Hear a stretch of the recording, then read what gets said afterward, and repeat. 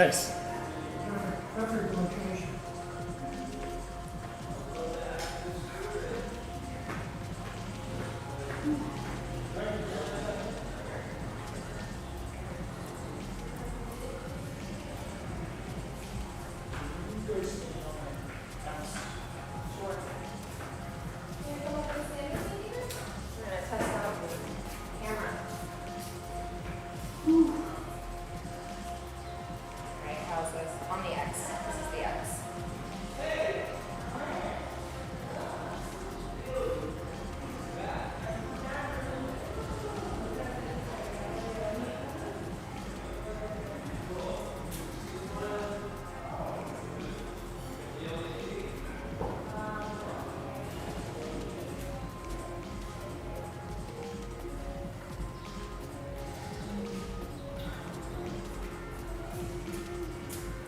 Ethan's trying to set the camera in a good position. See him back there?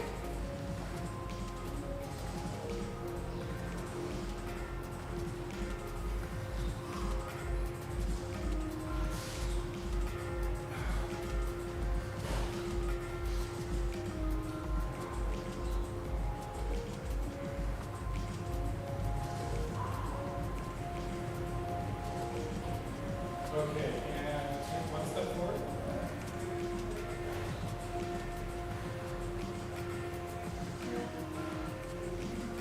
Perfect. So this between the X and the line is kind of where That's ideal. okay, and then if we're over here, kind of It'll be fine. okay. Yeah. I have, let's see, I'm gonna move my computer over after everybody does the sign in, but would it be, maybe I can get another little bench or something to put it on right Yeah, or you can see one of the stools. It's a little low, but maybe. I think she has it. Okay. Thank you very much.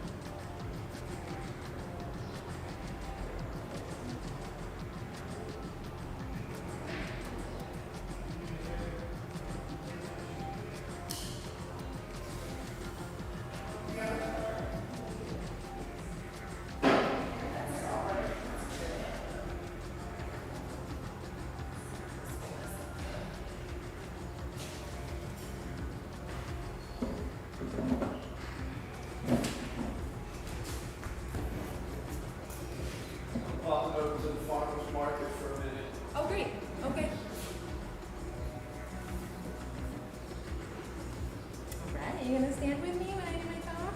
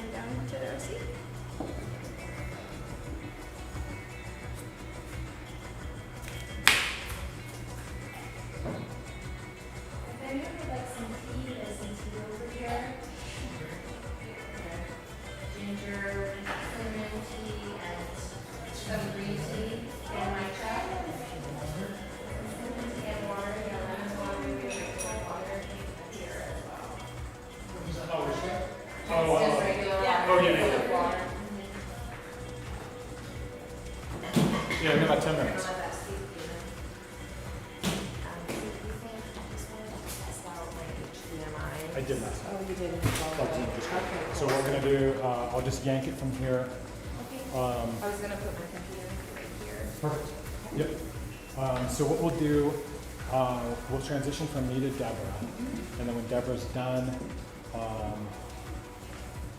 should be pretty quick just to pop the HDMI. People can bear with us for a minute while we Yeah. do the swap. Yeah.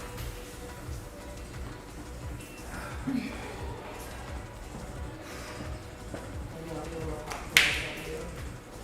There we go. Yes, so this is just regular hot water and we have samurai shell. Green tea. And then this is ginger and cinnamon.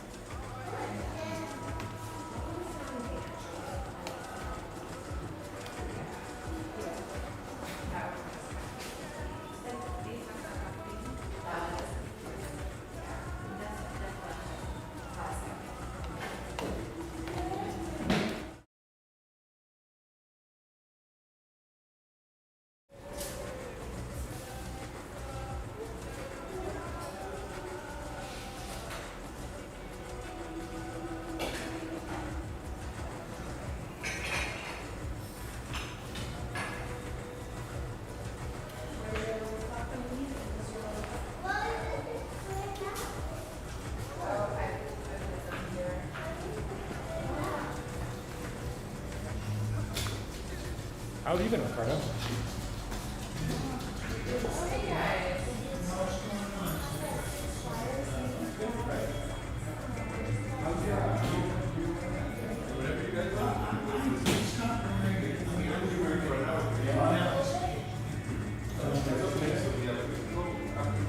You know, like you said, related to I'll have a station for you. Can you guys please bring it back over this way? yeah, I use it once in a while. It's something like a shield. You good? You good? Give me that little spare.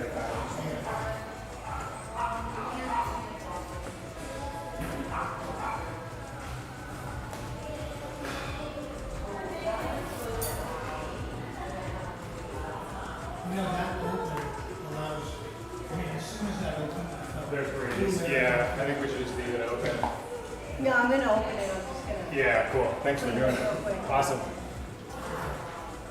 yeah, breeze it automatically on the computer.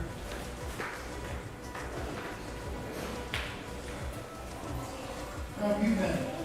Good. Same. Busy. Computer's working great. Good. Glad to hear it.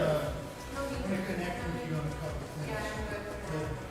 I just got so busy with the house when we were to, never take, connected with me. Cool. Sounds good. Figure it out.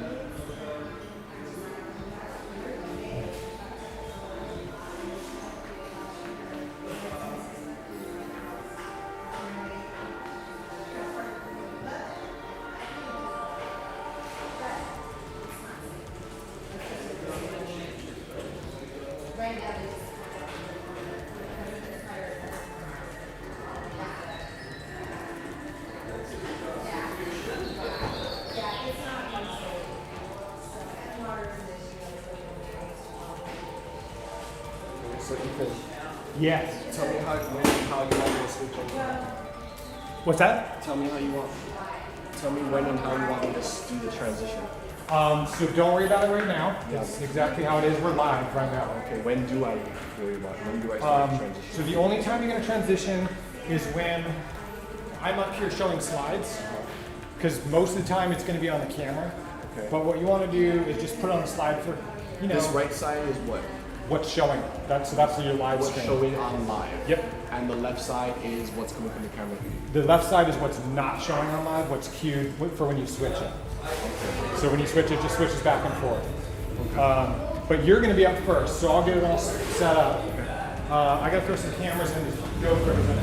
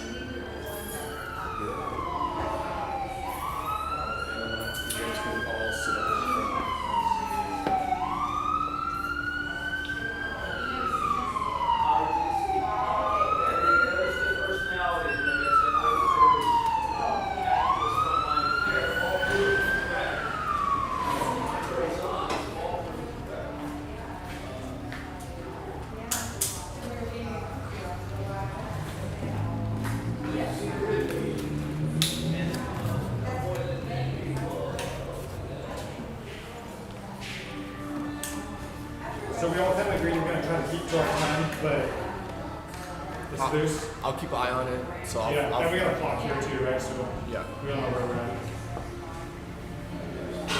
Wow, my color's off. Never mind that thing. Put that in the background.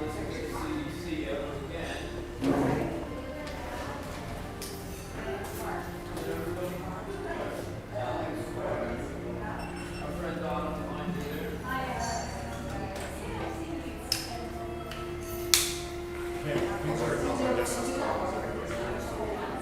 think we're pretty much ready at this point. I think it's like 10, right? Yeah, we got to get started.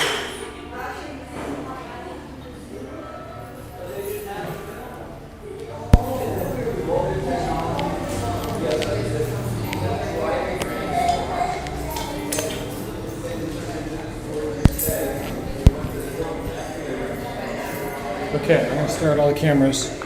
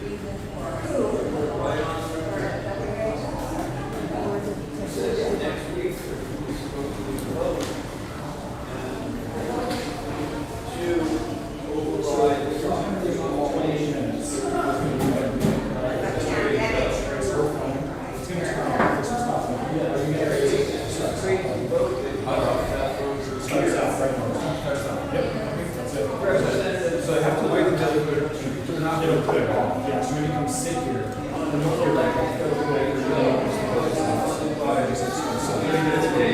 Yeah, do 20.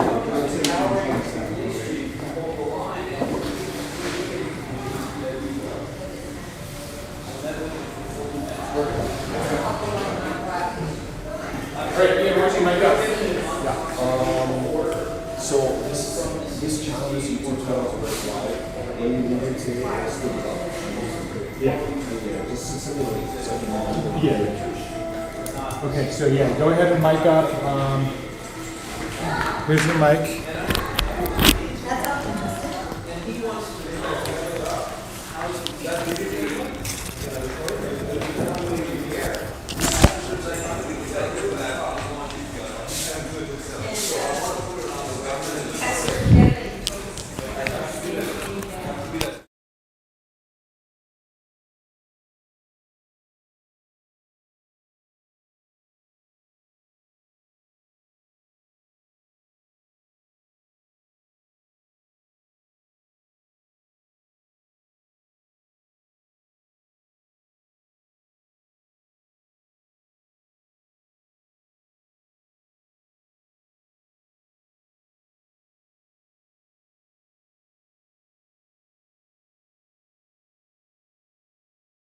Mic test.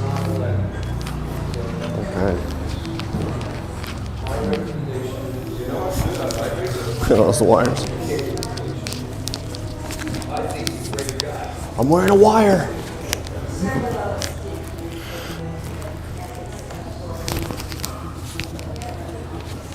Alrighty.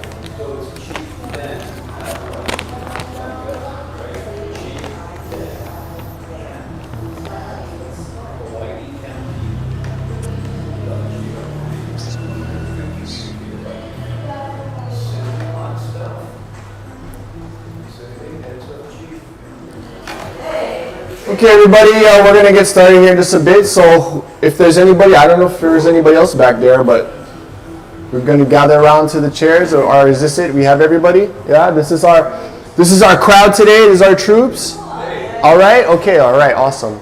Don't be shy, guys. If you want to get just a little, if this is it, you can come up a little closer. I encourage it, just so we can engage the speakers just a little bit. We will have a Q&A after this, yeah? So don't be shy if you want to get closer. And also, too, we'll have breaks in between. So I'll explain what's going to go on in just a sec, but we're going to kick it off. What's that? Yeah, I'm going to. Yeah.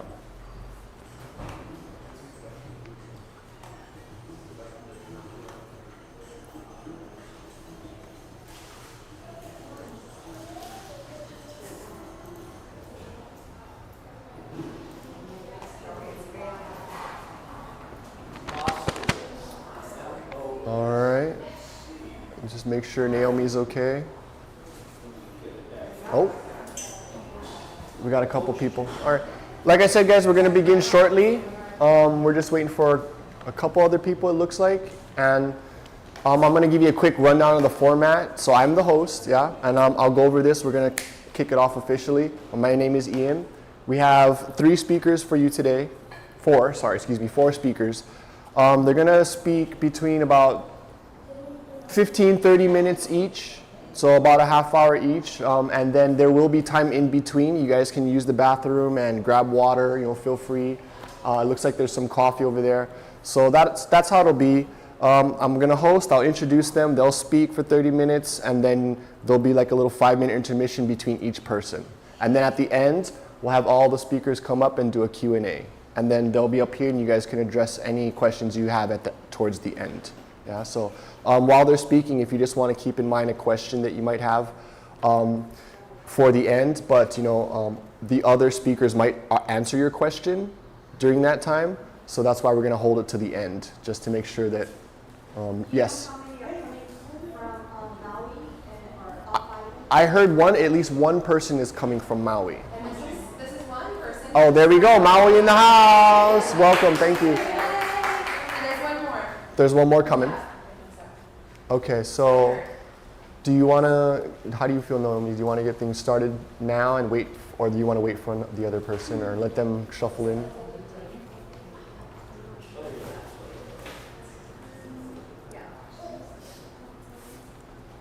I mean, it's up to you guys when you guys want to. Might be nice to start getting things rolling, just for And then when people who are watching on the live stream. Right. And then when the other person comes in, we'll just let them sit down and they'll just get up to speed. Okay. Right, yeah, and I'll be back and forth from the door. Okay. Well, I was gonna set these down right here, 'cause it'll be prizes. And Okay, do a right. pop quiz. Right.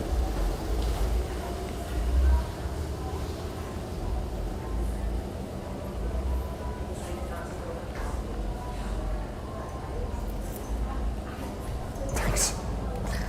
So tired, so close to this thing.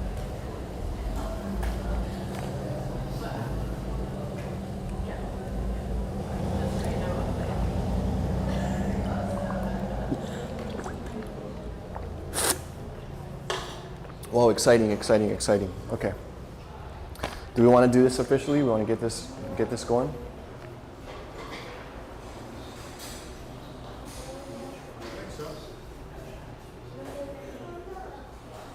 Everybody ready?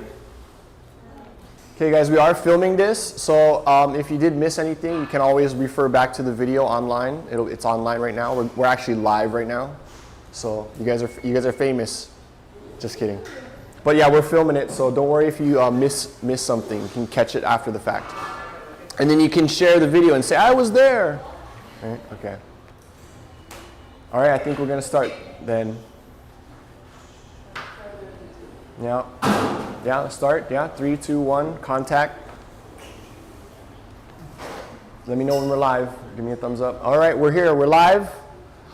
And the first thing I want to say is aloha, everybody. Thank you for coming to the Hawaii's first annual Symposium on Safer Technology.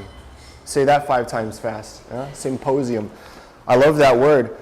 My name is Ian. I'll be your host for today. As I say, we have 4 other speakers. I'm going to introduce them. There will be intermissions in between each speaker, but they're going to educate you guys today on their own expertise and knowledge on this topic, and there will be a Q&A after the fact. We are filming. You can watch the video afterwards, but I just want to thank you guys for making it out here today on this Saturday. So thank you very much for coming out on your Saturday and spending time. Especially we have someone from Maui. So thank you for coming all the way from Maui to do this here today. And also thank you for the speakers. So just give me a round of applause for our speakers and yourselves for showing up today. This is the first, so this is kind of historic here, guys. As I said, my name is Ian, and I'm hosting. And how did I get into Safe Tech? Real quick about me, I'm from Honolulu, Hawaii. I'm actually local, born and raised in Honolulu. My mother side of the family is local Hawaiian, Chinese. My father is from the military, he's from the mainland, so that's how I was, conceived. And growing up, my father in the military, he was a specialist in radio technology. So VLF waves, ELF, radio technician, and he's a very smart guy. He would give me books often about Nikola Tesla and frequencies, that kind of science, nerdy stuff there I used to study. So I was always aware of it. But I was born in the 80s. I'm from the 80s, and you guys can remember the 80s, it looks like, right? So we didn't have 5G back then. We didn't have this internet infrastructure that we have now. So I grew up without it, and I really didn't know about any of these issues until very recently. Around 2017, just by chance, I had adopted a dog, and I was taking care of my grandmother. My dog pushed my grandmother down by accident, so she hit her head, and then we had to take her to the hospital. I took my grandmother to the hospital, and when they x-rayed her head, they found a tumor inside of her skull, about almost the size of my fist. Yeah, and I couldn't figure out, luckily they said it was benign, but it was putting a lot of pressure on her brain, and it was creating Alzheimer's, and she was suffering from dementia. So I took care of her subsequently. And that was around 2017, but we couldn't figure out what was the cause of the tumor. Well, I noticed that my grandmother lived on the first floor of her apartment complex, and her particular unit was the unit which housed all of the smart meters for the entire building. So my grandmother literally slept up against the wall with the back of her head towards the wall, against an array of meters that was right behind her. So I was wondering to myself if that had anything to do with her having a tumor at all or her Alzheimer's. So I decided to look into it. I had no one to turn to. I had no one to talk to. You know, this type of topic is very, how do you say, commercialized. So the only time you ever really seem to hear about 5G or wireless is in a commercial when they're selling you a cell phone or some internet service. But there's not much awareness about any other side effects or any other aspects of that type of technology. So I bought my own meter. Thanks, Dad, for letting me know of such a thing that existed. So I went and I tested my grandmother's wall where she slept, and I found out that the levels of wireless radiation were far above normal accepted health levels. They were pretty much off the charts. Then I began to get worried that I thought perhaps there might be correlation between these high levels of radiation and my grandmother's tumor. Then across the street, I also noticed that there was a big, what looked like crown of just like antennas getting put up on top of the 7-Eleven across the street from my house. I had never seen it before. It was just a bunch of like circular antennas. And I thought, wow, I've never seen anything like that before. That's such a strange looking group of antennas. But I had a headache whenever I would go into the area. So I started to wonder if I was electrosensitive or if this type of technology was strong enough to actually make people feel physical effects. So once again, I took my meter out and I just walked around the parking lot of the 7-Eleven, and the levels were through the roof. Then I got in my car, I got my phone, and I just simply drove around Honolulu. And I found that most of the areas in Honolulu were registering on the radiation scale way above safety levels in Honolulu, and I was kind of shocked. So long story short, I sought out Safe Tech. As far as I knew and know, they're the only people in Hawaii addressing the safety issues of this technology that could give me the answers. So that's when I sought out Dr. Deborah Green, who will be one of our speakers later today. She kind of helped me validate some of my concerns and solidify my concerns. So I've been interested in the topic ever since then. Before, I was one of those people that was very into the consumerism of the situation. Every new iPhone, I felt I had to get it, right? Faster internet, I had to get it. But then I would test my Wi-Fi router after I became aware, and I realized this technology may not be so safe. I changed my whole life. I stopped sleeping in the same room with my cell phone. I turned my cell phone off when I didn't use it. I tried not to, I spoke on speakerphone because I was worried that if I held my cell phone on my head, that I would get a tumor like my grandmother. And these things are comparable to cigarettes almost in a way, where once they were first released, a lot of people denied the health effects of cigarettes, but only years later we saw that people developed cancer from smoking the cigarettes. So I thought this might be a similar situation. And our experts will address that later on today. You know, it is a serious issue, but there's hope. That's why we're here today, right? We wouldn't be here talking about it if there wasn't hope. And things to learn, ways to keep safe, and our experts are going to help you. So without further delay, guys, I want to introduce one of our first speakers. Everybody's going to give you their story. And our first speaker today will be Ethan D. Onofrio. Sorry, I don't want to put D'Onofrio. D'Onofrio, okay. Ethan D'Onofrio. Ethan D'Onofrio has been a computer technician and IT consultant for nearly 30 years. He's been deploying wireless technology since its inception after being hospitalized and watching several friends die from brain tumors. He now consults on the serious health risks associated with wireless technology we're now living with. So he's going to share his story with us, guys, and he's going to explain a little bit more about that. And I will now pass the microphone to Ethan. So let's welcome Ethan to the platform, guys.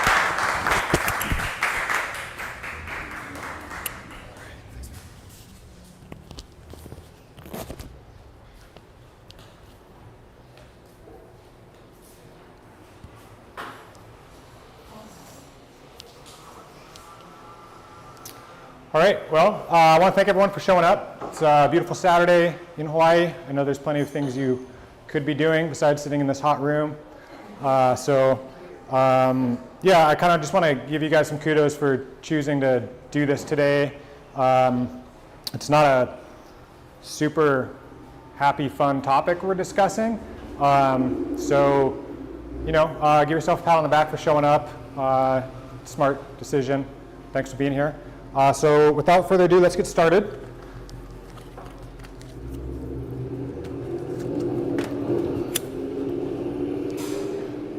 Don't do it.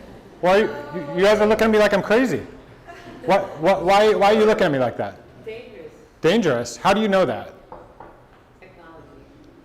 technology. So you learned from technology that smoking is dangerous? Research?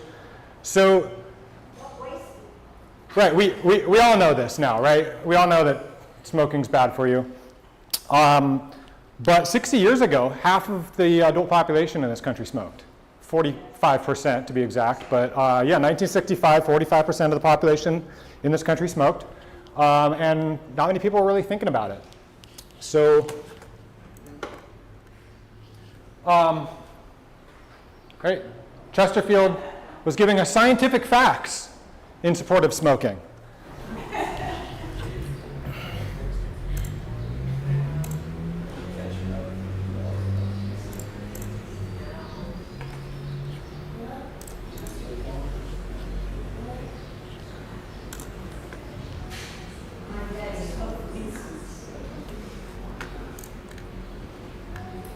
Okay, more doctors were smoking Camels at that time, right?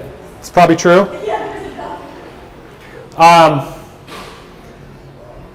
In the 40s and the 50s,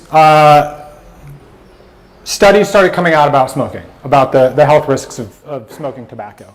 And it wasn't until 1964, I believe, that the Surgeon General finally issued proclamation saying, yeah, it's bad for your health. So decades, literally decades went by between when those first studies came out about smoking and when our government acknowledged that it might be a problem. In those couple of decades, I don't know how many people died. It's hard to find that statistic. I'm guessing millions, probably, from lung cancer and associated health problems.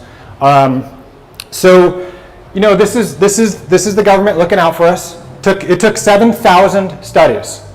7,000 studies had come out before the Surgeon General said that there was a health concern. Okay. Right. This is the same era of DDT is good for me. Right. What day at the beach isn't complete without getting hosed down by DDT? Right. Public pool. You want to get a swim and some DDT in the face. This is the school lunchroom. Right. Getting blasted with DDT. Study finds no link between cancer risk and DDT exposure. Like it or not, DDT is good for you. Right? These are the news articles that were happening. And then a hero came along by the name of Rachel Carson. Kind of got people to wake up. And then we have DDT cause mutation in rats, DDT linked to pancreatic cancer in humans, and finally DDT banned totally, effective December 31st, and ultimately the EPA moves to reduce DDT contamination, right? So this was something that we were all being told was good for us. We went from it being good for us to it causing health problems to now we got to clean up the mess, right? This is the history of our country. I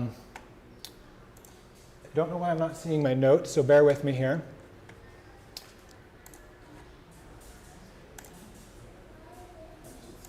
There we go.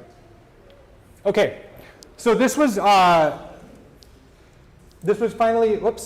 banned in 1972, and fast forward a couple decades. Here's me in the robot costume. I'm about 12 years old in this picture. Got the motherboards attached to my robot costume.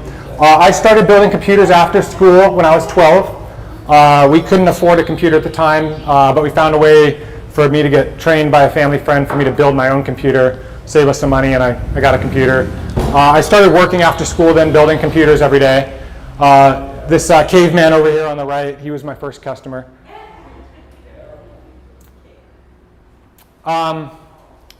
So I got my first cell phone in 1999. It was this one, Nokia 5160.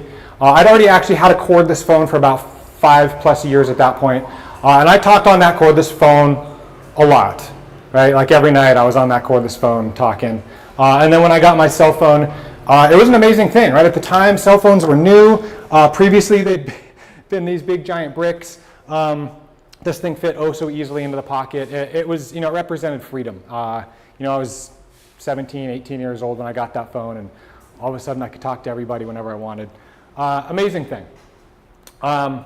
So then fast forward a few more years, and I'm working at a computer company. We're building about 2,000 computers a year. This is me and the president of Intel at the time. 2003, Intel launched what was called Centrino. Now, this was important because prior to this, there weren't really any standards for wireless technology. So we were selling these computers and wireless gear, and stuff just didn't talk to each other. You had to buy the same brand of this and the same brand of that, and nobody had standardized anything. And so Intel made this big push to standardize everything so that you could just go buy a laptop, buy a wireless access point, and everything would just work. And it was fantastic. I had spent the previous decade crawling under houses, running Ethernet cable to people's computers to create networks, climbing up on ladders, drilling through walls.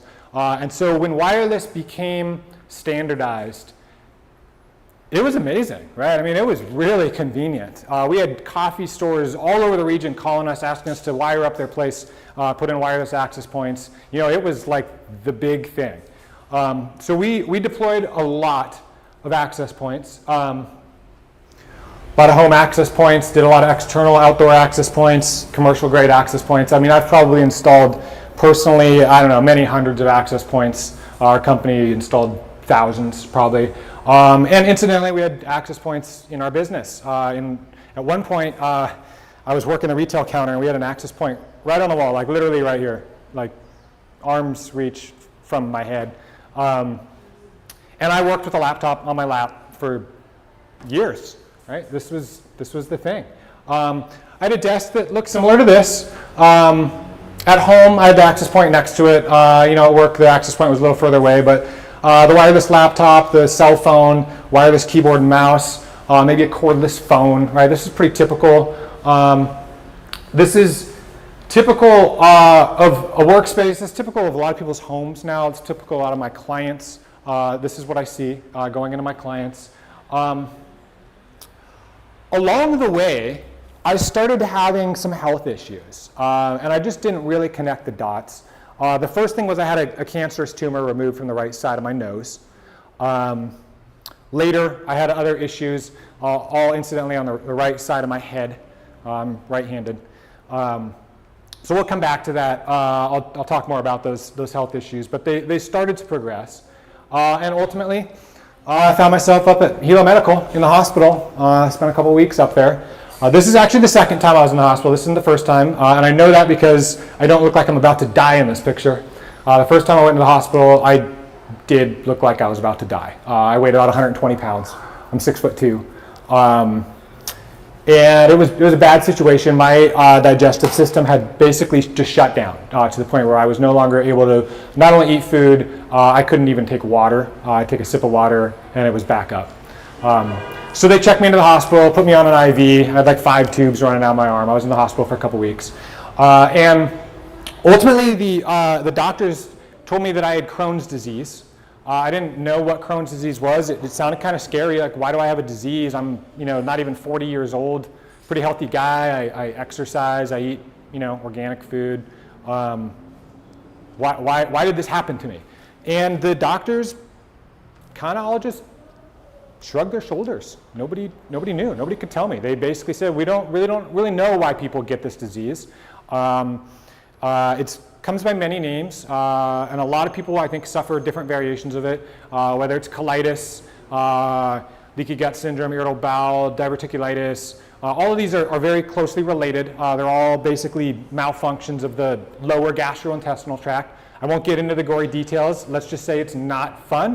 It happens in areas that you would rather function properly in your body. Incidentally, for me, it happened in those areas closest to where I'd had that cell phone in my pocket for 20 years. I I still hadn't connected the dots though. I didn't. I thought it was a diet thing. I changed my diet. I hadn't really put 2 and 2 together, despite the fact that I'd had numerous warning signs. At this point, I'd actually had my first client die of a brain tumor. And she worked at a desk like you saw earlier. Hers was even worse. She had a shelf above her desk, and she had her access point literally 2 feet in front of her head. And she died of brain cancer, brain tumor. But I hadn't really put it all together. The nurse came into my room one day. She had a little bag with the radioactive symbol on the baggie. And she comes in, she's like, time for your medicine. I said, well, what's with the radioactive pill? And she said, well, this is going to be your medicine. I said, how long am I going to be taking that for? She said, well, you're going to take this for the rest of your life. I said, no, I think I want to do a little research before I take a radioactive pill. And she said, okay, well, I'm going to go get the doctor. And I'm going to leave the pill here with this plastic cup. When you take the pill, don't touch the pill. Open the plastic bag and pour it into the plastic cup and then swallow it. And I looked at her. Are you hearing what you're saying? Does that sound? So I didn't take the pill, right? I wanted to find a better option. And so I started doing a lot of research. Turns out that pill causes pancreatic cancer in about half the people who take it. And I changed my diet, and I was able to slowly get better. They put me on a steroid, and I slowly got better, but it was still like something was just keeping me unhealthy, and I couldn't figure it out. And I should mention that prior to me going into the hospital, I've been working on a project at my desk. It was a video editing project, and I had all my wireless gear all around me for like 12, 14, 16 hours a day. And then when I started getting sick, I was sleeping in that room because I was up all night coughing and going to the bathroom. And so it was 24 hours a day. I had all this wireless gear around me. I didn't think about it. I didn't know, right? I mean, I'd been deploying this stuff for 20 years. I had no idea. And I must say that cognitive dissonance is a very powerful thing. I really just did not want to accept that all of these devices were causing me harm. So things went on, and then I noticed one day, and this isn't a very good picture. You can't see it very well, but that's my finger. And I don't know if you guys probably can't see it. It gets really bad between my fingers. And what I noticed was one weekend, I was mentioning to my wife, it's strange that during the week, my hand is just on fire with this like burn. And then by the end of the weekend, it's gone, or almost gone. And then the week starts up again and it comes back. And I finally realized I had my hand on a cordless mouse, a wireless mouse all week long. And I use my cell phone during the week and I turn it off on the weekends. And so I got rid of my cordless mouse, I got a wired mouse, and it went away, it stopped. And so what you see on my hand now is from the few minutes a day that I hold my cell phone. And we'll come to that later. But that was when I really started to connect the dots. And then I started noticing other things, like for instance, I've had dandruff issues for a long time, but then I really noticed it's really bad around my right ear and almost non-existent on the left side of my head. And I don't know if you can see it here, but there's almost a line down my chin where the gray hair is on the right side of my face and not on the left side of my face. And then I had a really serious problem with my right eye. My right eye was goofed up for many months. I went to the eye doctor. They gave me the pink pills, the red pills, nothing fixed it. So all these problems that kept manifesting on the right side of my face, skin problems on my right shoulder. And so I started connecting the dots, started doing more research. And while I was researching Crohn's disease, I was starting to look into the wireless thing. I came across this bioinitiative report. And the bioinitiative report was basically this group of scientists from all around the world, physicists and biologists and electrical engineers, you name it, I think in like 27 different countries. And they went and looked at all of these studies that had been done, 2,000 studies. They rounded up 2,000 studies about wireless exposure, wireless radiation exposure, and health problems. And they analyzed these studies for integrity, basically, to look at if the studies were done properly, if the data was collected in an unbiased manner, so on and so forth. And then basically summarized what they found in those 2,000 studies. And ultimately, what they found was that bioeffects are clearly established. Right? This is after reviewing 2,000 studies. And then a few years... Repeat that again, the conclusion. Yeah, I'm sorry, thank you for asking. Bioeffects are clearly established. So in other words, wireless radiation is linked to biological effects on living entities. And then they actually, a few years later, they rounded up another 1,800 or 2,000 studies. And again, basically the same thing. This is from their results page. You can go online and look at this. But this is showing, of the studies they reviewed, this is the percentage that show that there are clear effects correlations, and this is the percentage that show that there are no effects. And so what you see for radio frequency is 68% show, 68% of the studies, of the 423 radio frequency studies they looked at, 68% of them show that there are indeed health effects associated. EMF, so this is a slightly probably different frequency, different classification, 84% show an effect, 74%. This is neurological issues here, and on down the line. Now, why are we seeing 32% show no effect? Well, so I stumbled upon this TED Talk done by a guy named Jeremy Johnson, and they rounded up a bunch of these wireless studies, and what they looked at was of the studies that are non-industry funded studies, right? Studies that are independent studies, 70% of those studies showed a harmful effect. Of the industry studies, the funded studies, these are studies that are funded by the telecom industry, the lobby, right? Only 32% show a harmful effect. How about that? So,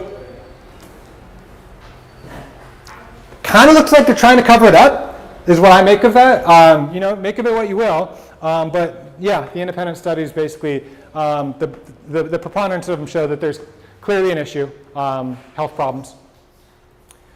This is my friend Tavis. He was on my soccer team back at the computer store. He died a few years back of a brain tumor. He was an engineer. He was a gamer, spent a lot of time at his computer. Just a really fun, wonderful person. He was 43 years old. This is my friend Mike. Mike worked with me at Northwest Computer. One of the most wonderful men I've ever met. Very, very kind, loving man. Did a lot for the community.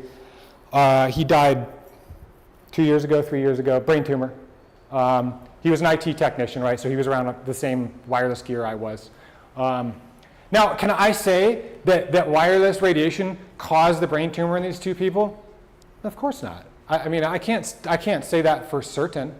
This is anecdotal evidence, as is all of my health stuff that I've given you. The problem is that when you take it on the whole, when you look at all of these studies, and then when you look at the control studies, where they put rats in a cage, and these rats have a cell phone on the cage, and these rats don't, and they separate them in rooms, and they come back, and these rats are all full of tumors. That's a controlled study, right? And so if we take the controlled studies, and then we take these studies that are slightly less controlled with people, the picture seems pretty clear. Well, one of the factors that may not have been in the study was the correlation of how much metals they had in their body, because if I was within 2 years, they may have gotten an injection with a lot of metals. Absolutely, yeah, absolutely. I mean, we're all being exposed to plenty of toxins, right? I just had the mercury fillings drilled out of my teeth a couple years ago. Anyone who has metal dental amalgams has mercury in their mouth. We're all eating glyphosate on our food that's been sprayed with Roundup. We're breathing off gas. So there's all kinds of environmental toxins. Wireless radiation is just one of those toxins. But what we're starting to see now is that it's a pretty serious one. And so I ended up going back to the hospital about a year later. This time I had to get surgery. Again, lower GI problems, not a lot of fun. Spent another week plus in the hospital. That time when I went into the hospital, so I still, believe it or not, a year later, I still hadn't figured it out, and this was when I kind of started piecing it together. When I went back to the hospital the second time, again, I'd been around a lot of wireless gear for a while. I was staying up at my parents' house on the mainland. They had a Wi-Fi booster next to my room. I was on my cell phone. Poor signal on the cell phone, which makes the phone broadcast a lot louder. Lots of contributing factors. And now I'm seeing weekly clients. So I do computer work mostly, right? People call me out to fix their computers, their printers, whatever. And every week I'm seeing clients with health issues that I feel pretty certain are related to how much wireless radiation they're getting. and I judge that based on what I'm seeing on my meter, which we'll talk about a little bit later, and what I've seen in the studies and how much radiation it takes to trigger some of these health responses. And Deborah, who's after me, she's going to be talking a little bit more about the specifics of these health issues. So the last thing I want to point out about this is that as much wireless radiation as I had growing up and working in the computer industry, the younger generation today is getting way more, right? I mean, these kids are glued to their phones. They've got wireless devices in their ear canals. They're sitting next to wireless access points, on a regular basis. This is a concern for the younger generation. My friend Tom told me the other day his girlfriend's daughter was going in for her 3rd brain surgery to remove tumors. She's 22 years old. So what are we talking about here? This is the electromagnetic spectrum, right? And on the far end we have like electricity, AM radio, FM radio. Over here we've got X-rays, gamma radiation. We know that over here this is like Chernobyl, Hiroshima kind of a situation. So what do you say about ultrasounds or sonograms? Because I saw a podcast that they say that's just sound waves, but I heard from a podcast that was worth 250 X-rays. Good question. So the question was, what about sonograms or ultrasounds? So my specific field of expertise is right in this area, right here. I do know that there is a lot of scientific evidence out there that talks about this area, and certainly we know about this area. So I can't answer your question directly. I don't have the studies to refer to. But what I can say is there's definitely been correlation down here with dirty electricity. I mean, you've heard don't live under power lines, right? That sort of thing. So this would be like lower frequency electric fields. And then up here, this is Hiroshima, Chernobyl sort of situation, and visible light. And I constantly hear people say, well, this is non-ionizing, so it's not harmful. Go lay outside in the sun for 6 or 7 hours and tell me how you feel at the end of the day. Okay, we know that this can certainly cause problems. Now, how fast it causes problems, that's a different story. And that's the biggest problem right here, is that for most people, it's not immediate harm, right? If I go lay out in the sun and get sunburned in 8 hours, I can figure that out. It took me 20 years to start really having serious health problems here. So there's another problem with this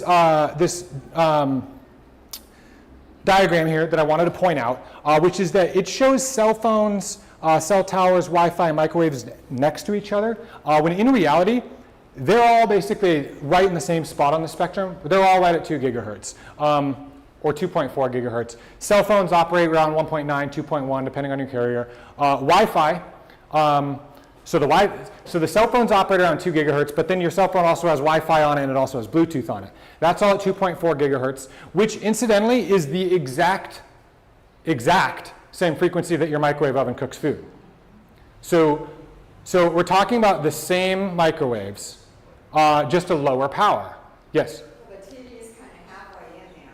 Well, I just drew that circle on there. Don't worry about it. So the TV, if you don't have it hooked up to anything but a DVD player, is it still emitting? Good question. We'll talk about that a little bit later, particularly with smart TVs, because that throws in a whole new element. It's plugged into the wall. Right. So there'd be an electrical field, but with the new TVs, the smart TVs, they're emitting wireless in 2.4 gigahertz. But the takeaway here, and this is, when I was working at the computer company, we had our Intel technical rep came up, and he was explaining that wireless uses 2.4 gigahertz because it's really good at going through things, right? If you buy a wireless router, you want to be able to put it on one end of your house, and you want to be able to go to the other end of your house and work on your laptop. It penetrates through walls, it penetrates through people. It is good at penetration. That's why we use 2.4 gigahertz, which incidentally is the same as the microwave.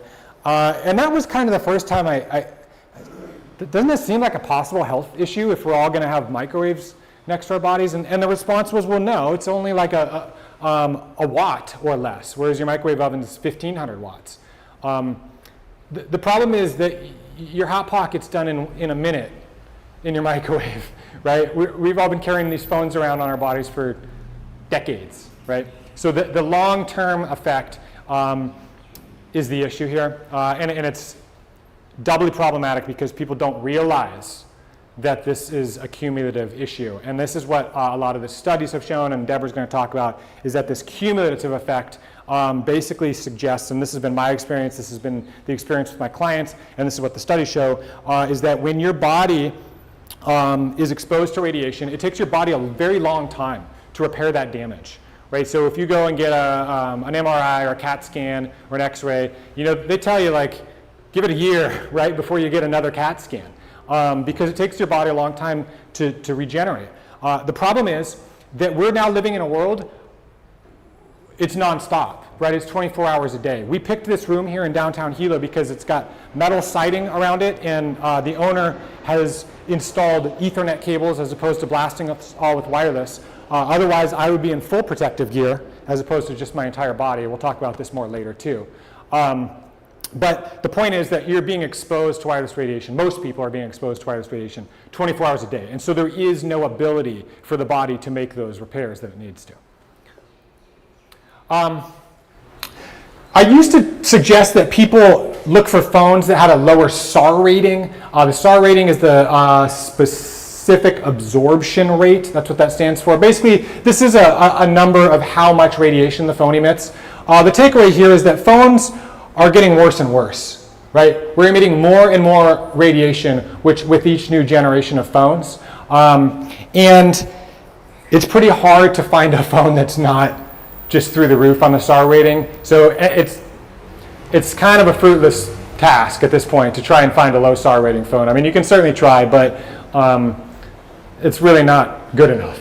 Buy flip phones anymore? Yeah, in fact, they're making a comeback. I just saw this video where dumb phones are kind of starting to make a comeback. I saw it on Facebook. Yeah, and they are much lower radiation, at least the ones that I've seen and tested. And we'll come back to that. It's not a computer on your phone. Right. One of the problems is that the FCC, the agency that people would like to think is protecting us, although they're really not. The FCC, their job is to assign radio frequencies, not to protect people, really. They did make a safety limit back in 1996, 26 years ago, right? Like this was in, 2G, maybe 3G era, long before we were all being, cooked by all these devices. And actually the FCC was recently sued because it was determined that when they made that decision about the safety limit, they didn't even review the evidence. It was just arbitrary. And so the US Court of Appeals basically ruled against them that they were essentially negligent when they set this 26-year-old arbitrary safety limit. And so that's why phone companies actually in the back of the phone manual have to put a little warning. So this is an iPhone. SAR measurement exceeds the FCC's guidelines. Don't hold the phone next to your head, right? But people don't read those little books. Nobody, right? The first thing you do is toss the book. Great shiny new phone. What's the SAR exactly? What's the Specific absorption rate. So that's how much radiation your body's going to absorb with this phone. And basically every phone out there now has some sort of notice like this in a little tiny print at the back of your phone manual. So the FCC safety limit, basically meaningless. And so this is a chart that shows cell phone towers. Since 2000 to 2020, we're rapidly approaching about 500,000 cell phone towers in this country. And with the 5G rollout, there's a proposed 1 million plus more what are called small cell tower sites or small cell sites, where they're just sticking them on anything now, lampposts and road signs and you name it. They don't need a big giant tower anymore. They, wherever they can put these things. So this is a chart that shows the number of connected devices, Internet of Things. These are the number of devices. So this was back when I started deploying wireless, early 2000s. We're rapidly approaching. We're actually at about 35 billion wireless devices on this planet right now. 35 billion. Yeah, if I'm reading. Yeah, 35 billion. So we've got a lot of wireless devices out there. It's no longer just a wireless access point and a laptop and a phone. We went from this to this, right? So every single one of these phones is emitting. to this. This is a home now. It's got the security cameras and the smart TV and the smart speaker and the Bluetooth this and doorbells. I was working on somebody's wireless doorbell the other day. Homes are just absolutely filled with wireless devices. On the Environmental Health Trust website, it's a very good website. We'll talk more about it later. They've got this interesting page of what they call ridiculous technology. Wireless pacifiers, wireless Barbie, wireless plush toy. If you scroll down that page, there are significantly more disturbing wireless devices out there. It's pretty scary. So we're in the 1940s and the 1950s of the tobacco cycle, right? These studies are coming out, and yet half the population, or in this case now, 99% of the population, is using a device that they don't really understand is harming them. Yes? I bought a 3-year-old Honda HRV 3 years ago, and I didn't, it's got everything, the Bluetooth, and then just within the last few months, I borrowed my friend's meter, because I started getting really worried about all this stuff that I wasn't somehow before, and it's radiating every time my car is turned on. Yeah. Motor's on. Yeah. And I called Honda and they said, oh, you have to disable your whole audio system. Yes. Not just the Bluetooth. Yes, this is correct. So we'll talk a little bit more about this later. But yeah, my parents came out for a visit. Their rental car it was blasting Wi-Fi. I used my meter. I couldn't sit in their car. And so the solution, is to pull the fuse for the entire audio system, navigation, you name it. But yeah, the most new cars now, not all, but most new cars, 15 on. have a lot of wireless in the car. I've got a CD player and a Bluetooth and Right. a radio. Right. I won't be able to use any of it. And Yep. yeah. Yep. Okay. So yeah, Environmental Health Trust, they've got a whole page dedicated to some of these crazy wireless devices. Check them out. This is pretty common amongst my clients. I'll go out to work on their computer, their access point's sitting right on their desk. A friend of mine, one of my clients, told me about her accountant who has ovarian cancer. She's had a wireless access point under her desk, right between her legs for a decade or so. Again, anecdotal, sort of, right? My friend Bob, he was having real serious problems with his left foot, was getting kind of burned and all sorts of circulation problems. Normally a pretty healthy guy, but his left foot was just terrible. I went and looked at his workspace and his access point was literally right next to his left foot. He was just getting cooked. Yes? So it's only really around my legs and my speaker on that side where the radiation is high. Not even on the passenger side, but the speaker in that. And so I looked up clothing, EMF protection clothing, but then I also read that they don't really work. Yeah, so we'll talk about Faraday fabric clothing. It does work. I wouldn't be dressed like this if it didn't. I have no choice but to cover up. The only reason I don't have my head covering on right now is because this room's... It can be both. And we'll come back to this. So when we come back around, we're going to be talking about what we do about this, right? So the first part of this symposium is what the problem is, really, so that you can clearly understand the issue. And then at the end, we're going to talk about how you can deal with it. So we'll come back to that.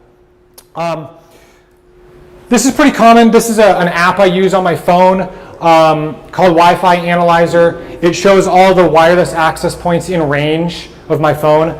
I actually ran this last night in this room, and it was worse. In this room, there's probably 50% more access points visible from this spot right here, despite the fact that we have metal around the entire building. The other thing to keep in mind about this is that this is just what I'll call bona fide SSIDs, so actual named networks access points. This is not phones, this is not laptops, this is not Bluetooth speakers, this is not smart TVs, this is not any of those endpoint devices. This is just access points. And it looks even worse than this right here in this room. So each one of these is emitting at 2.4 gigahertz. We could also do it for the 5 gigahertz range. That means that our bodies, as we stand right here in this room today, are being hit by 2.4 billion waves per second from every single one of these devices, right? All around us.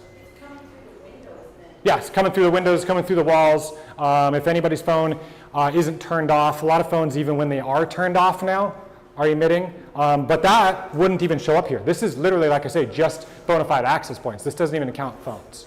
So this is common. I have clients who live in apartment complexes, and it looks 2-3 times worse than this, right? There's just no escape if you live with neighbors close by. There's just wireless everywhere. So the problem here, though, is that this doesn't tell you how much radiation you're actually being exposed to.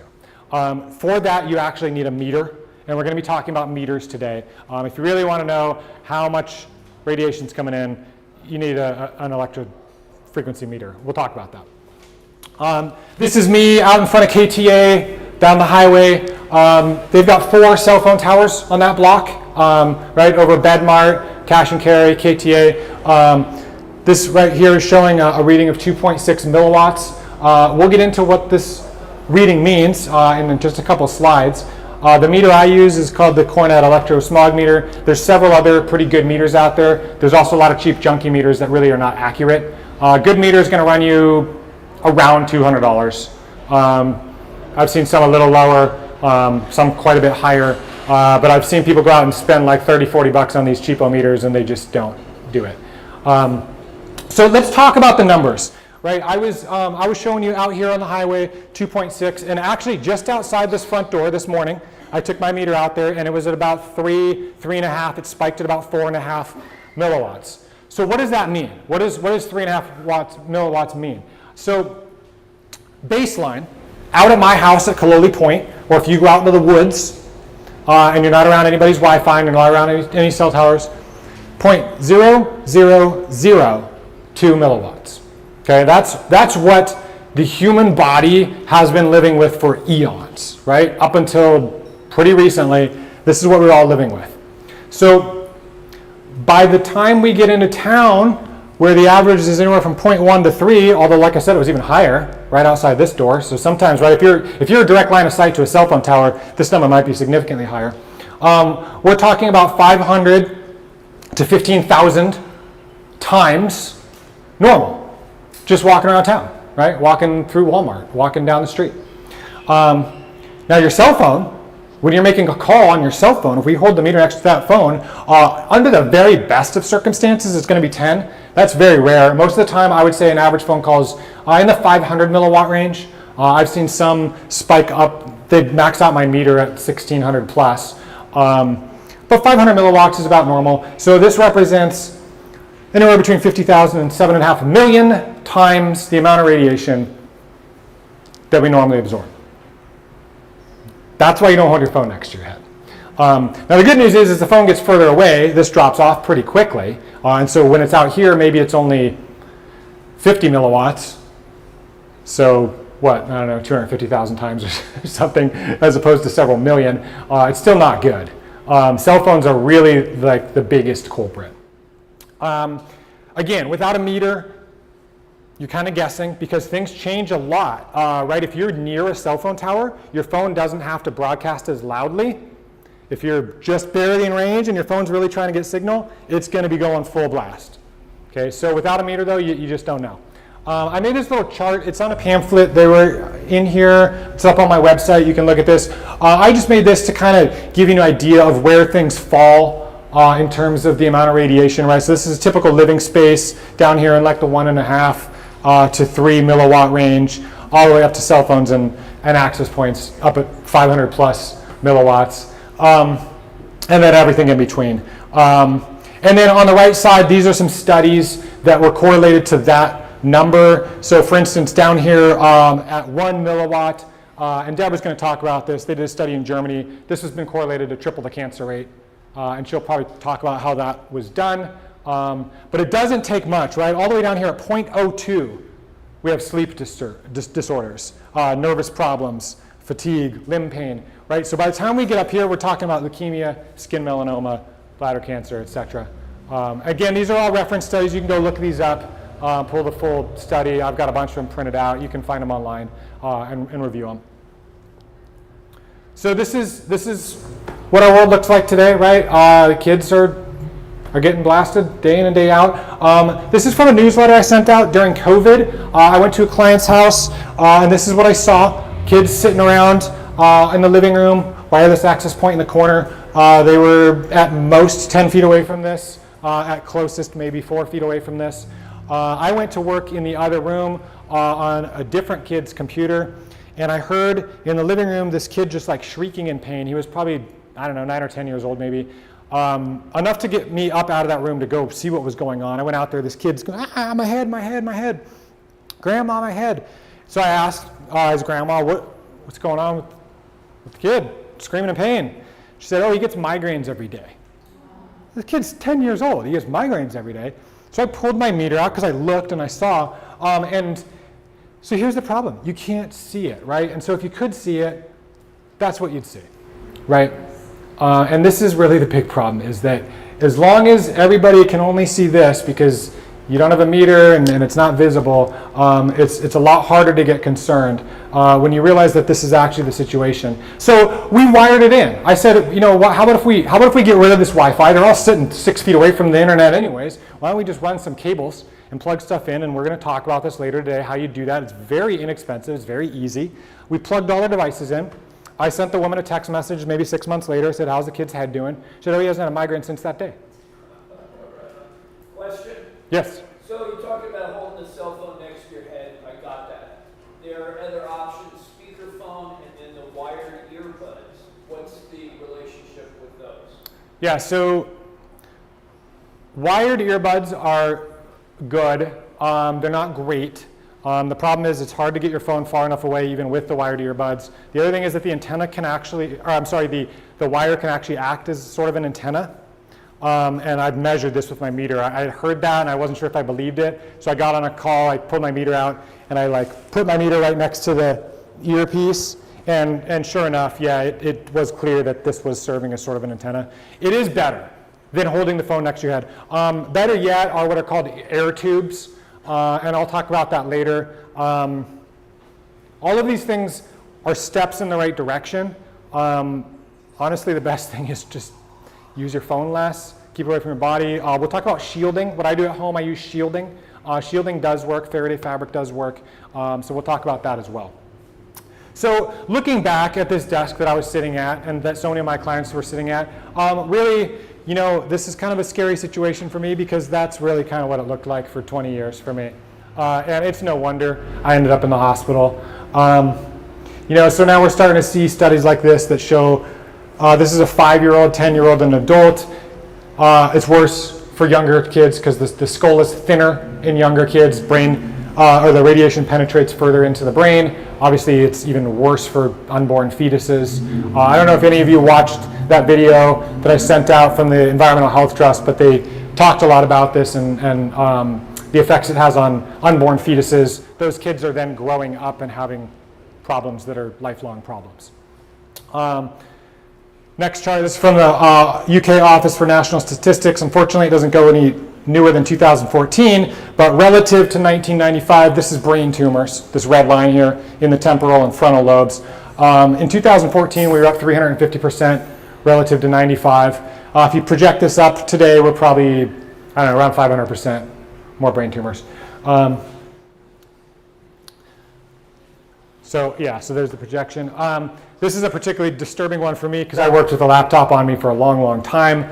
Different positions of where the antenna is. Now most laptops, this is a really old chart. Most laptops, the antenna's kind of all over across the screen.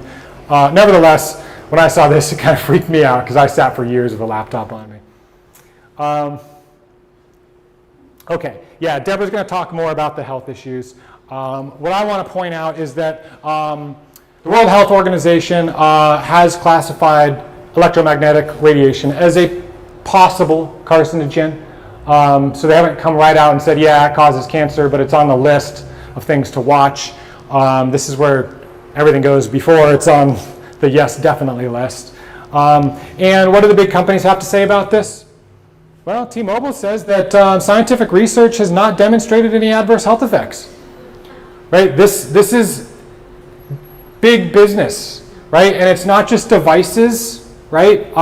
You think about content providers, Netflix, Amazon, YouTube, Google, right? All these companies are making all of their money from people holding devices. So trillions of dollars are invested in us not having this meeting here today. Okay, so we're getting close to the end here. Thanks for bearing with me. So here's a list of some of the symptoms. There's lots of other symptoms that are on this list. One of the biggest things I run into is people not connecting their symptom with wireless. I talk to people almost every week. I talked to a woman last week. She was having dizziness, having trouble sleeping, these issues that certainly could be related to wireless radiation. I'm not a doctor, I don't want to say for sure, but the fact that she's got a cell phone tower down the street and my meter has some pretty high numbers coming in her bedroom would suggest that it's probably worth considering. But most people just aren't connecting those dots, right? I mean, I just thought I had really bad dandruff, and then I realized it's only really bad right around my right ear. I thought I just had a rash for some reason on my hand that wouldn't go away until I realized it was the wireless devices I was holding. So there are a lot of people out there walking around with health issues that aren't being connected. One of the doctors who's part of Safe Tech, who wasn't able to join us today, she's over in Oahu. She's a diagnostician, and so she works to try to figure out what's causing people's illnesses. And her comments in one of our recent meetings was that she's got people coming in every week that have symptoms that she can say with almost certainty, it's probably from wireless. You need to get a meter and go check your environment. So it's an issue because a lot of people are saying, well, I don't feel anything. I haven't felt the effects. And my first response is, maybe you are feeling the effects and you haven't connected them.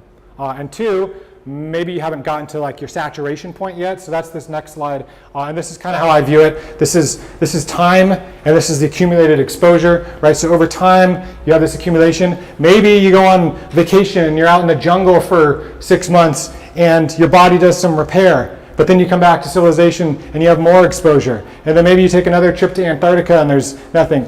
But eventually, you hit this line. And this is what happened to me, right? I went about 20 years, give or take, and I really had pretty minor symptoms, if any at all, that I recognized. And then I got to this point, and it was just right over the edge. And so now I can't leave my house without multiple layers of Faraday gear on my body. I'm roasting right now, by the way, and I don't even have my headgear on, and my glasses and my gloves, which all go on as soon as I step out the door.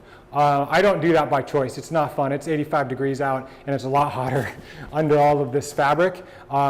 It's expensive. It's uncomfortable. I don't have a choice. My life has been fundamentally changed because of this accumulation effect and where I'm at now up here in the red. How old are you now? 41, 42, I think. That's the, what is that? The cognitive problems you're hearing. Yeah, I got a cell phone at 17, but I had a cordless phone when I was like 12. Yeah.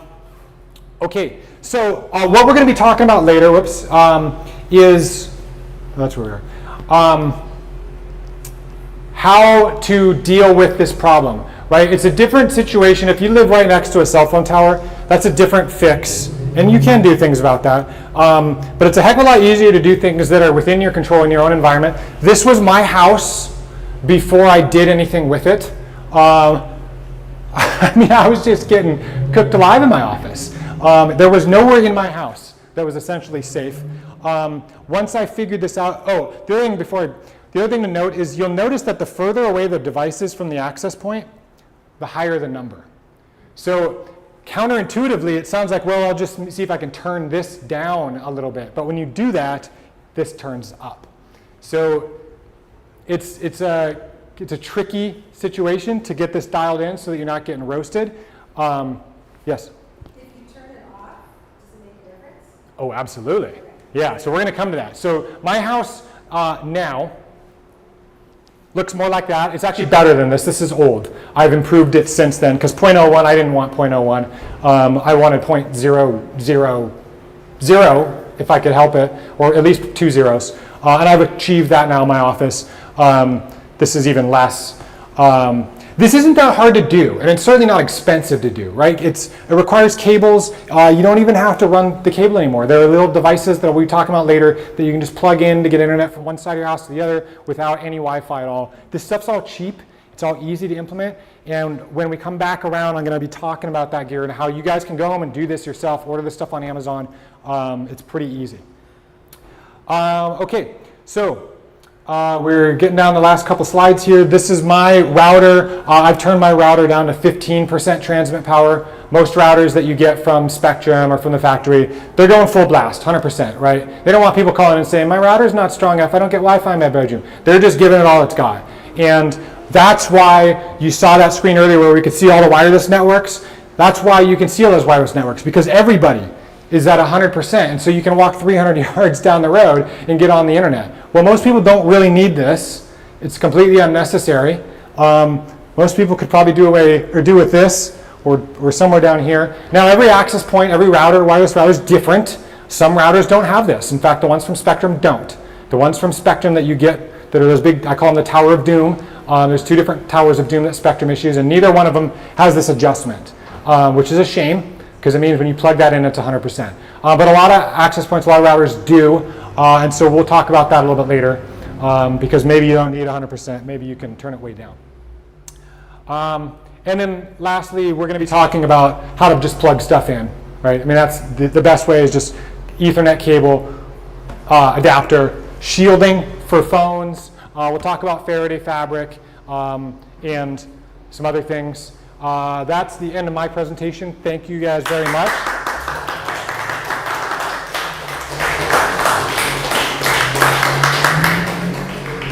Okay, and so we're going to pull up Deborah here. Deborah's joining us via Zoom. So let me bring her over. And Deborah, give me just a minute. I'm going to get your audio turned on.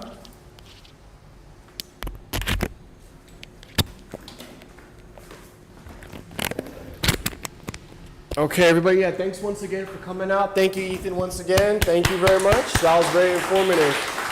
So good news is these issues can be curbed and curtailed, right? There are solutions here, and that's why we're here today. So as he said, towards the end, they're going to show you guys more of the details of the nuts and bolts. Once again, I'm your host, Ian. I'm happy to be here. I got involved with SafeTech inadvertently through discovering a tumor in my grandmother's head, which I could not prove was from wireless radiation, but I had a good inkling that it was. Just to recap, I'm from Oahu, Honolulu, Hawaii, and I did start to notice after 2017, I had a kind of awakening. I would consider I was asleep to the issue. I did use my cell phone on my head. I was totally into the whole electronics, consumerism, trying to get the newest, the latest, greatest thing. And now I really am the opposite, and that's part of the reason why I moved out here to the Big Island, because back to what I was saying, when I tried to look into this and look for experts, our next speaker, Dr. Deborah Green, was the only person I could find at the time, and she was the first and only person I could find. She was my introduction into SafeTech. And so I was lucky enough to speak with her and get some insight on the science behind it and the facts about it and what we can do about it. So that led me here today, but through meeting Deborah, I was able to get an even better meter. And I noticed that around Honolulu, there were many, many, many towers popping up overnight, especially during the pandemic. And I even noticed that they were building the towers in the middle of the night. Sometimes they'd have these crews like putting up these antennas. So thanks to Deborah, I got a hold of a meter, and I actually went around my city, or I went around Honolulu, and I just measured the ambient radiation. And to my dismay, everywhere I measured these towers, even when they were on the roofs of apartment buildings or hospitals, what have you, the readings were off the charts. Some of these meters have like alarms on them that beep when it gets too high. And everywhere I went, it was, So I had to put it on mute, but it was always redlining everywhere I went. Long story short, there was about 300 or more antennas within a 5-mile radius of where I was living. 300 antennas giving off this huge amount of radiation. So the way I could describe it was I was living in an electric soup, basically. And I was having headaches, just as Ethan was talking about. And I took it upon myself to go out and get precautionary aid. So for example, I have a shirt right here. This is Silver Lines. This is an EMF shirt. And what's that old commercial? I'm not just a member, I'm also a client. I've got that stuff on under my clothes as well. I do wear a beanie as well because the levels in Oahu were so high. I shared all that data with Deborah, and my conclusion was to move away from it. So that's part of the reason why I'm here on the Big Island today, because thank God we're on the Big Island. We can have this meeting, we can talk about this, because although we do have towers out here and it is an issue all over the country, I can assure you that Honolulu is by far way worse. So keep in mind, guys, we're still in a good space, especially if we're out here in out here on the Big Island. It's not as bad. So there is hope. And from there, I want to introduce our next speaker. Dr. Deborah Green earned her PhD from Ohio State University.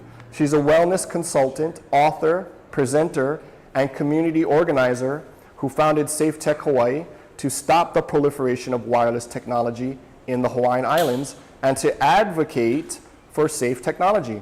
She worked closely with Josh Del Sol and Sayer G on creation of the International 5G Crisis Summit. Deborah first wrote about the harmful effects of wireless radiation in her groundbreaking book, Endless Energy, The Essential Guide to Energy Health, which was published in 2009, almost 15 years ago. She works at the Four Seasons Resort on Maui as a wellness consultant, and she is joining us here today via screen, via Zoom link. And I'm very thankful to have her here today. So let's give her a round of applause, guys. She's going to speak on this issue, and I'll let Deborah take it away from there. Aloha, everyone. Can you hear me okay? Hello. All right. Thanks for being here. And I'm just going to do a screen share because I have some slides. Because when I turn on the slideshow, I can't see you guys, I'm going to ask you to hold your questions. And is there a whiteboard there for folks to write questions on, or not? No. Okay. All right, we had talked about that, so I wasn't sure. All right. Can you see the slides? All right. So far, so good? Yeah.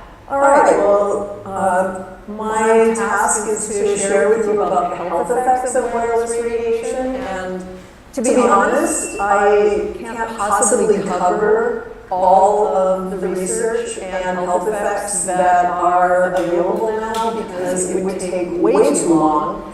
Such as the current state of affairs with wireless radiation exposure. So I'm just going to touch on highlights, perhaps a little bit of repetition from what Ethan shared. And when I finish sharing about the health effects, I hope that the burning question that's going to come to your mind is, why are we not being protected? So I'm going to talk a little bit about that, and then that leads into the creation of Safe Tech Hawaii, which is a grassroots coalition that I founded almost 10 years ago now.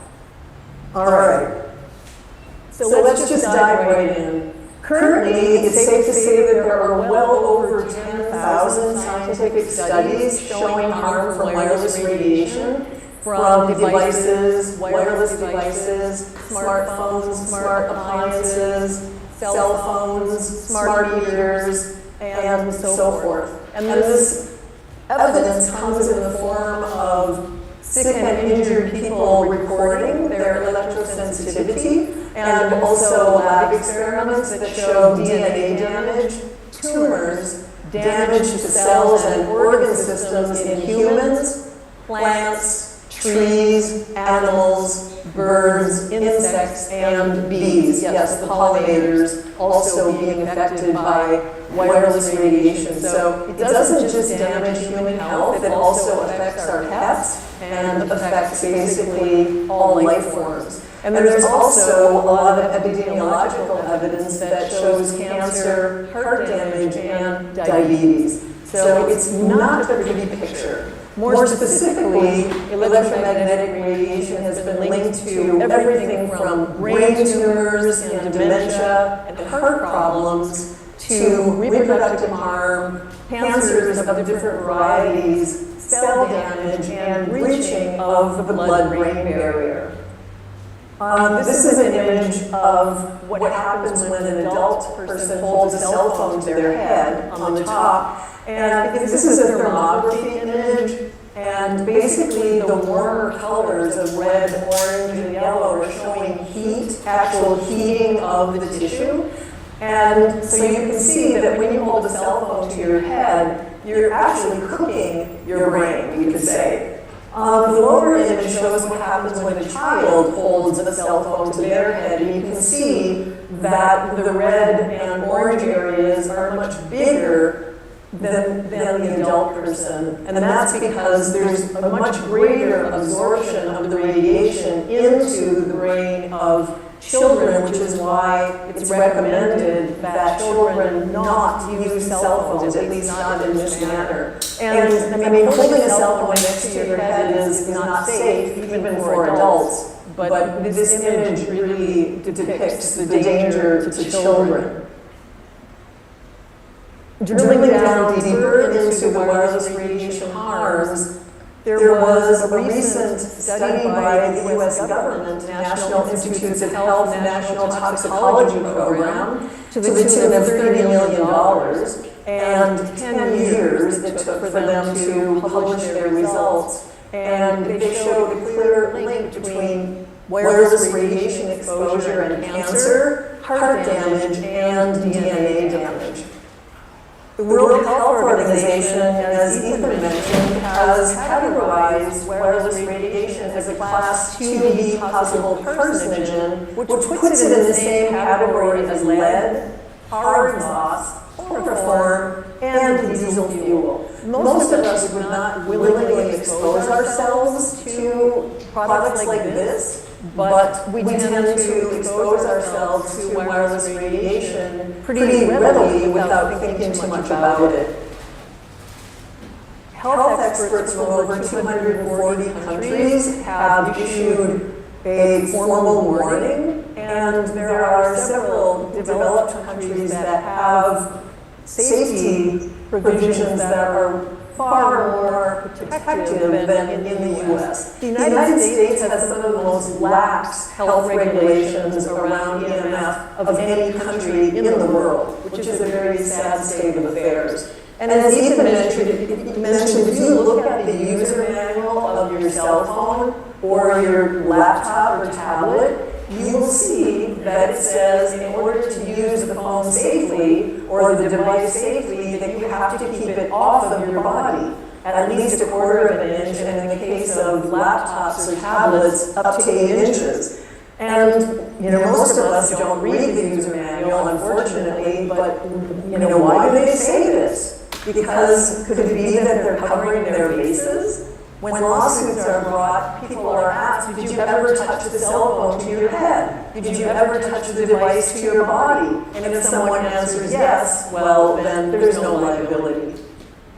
The insurance industry, which is tasked with estimating the impact of various devices and products on the market, has categorized electromagnetic frequencies as a high-impact casualty.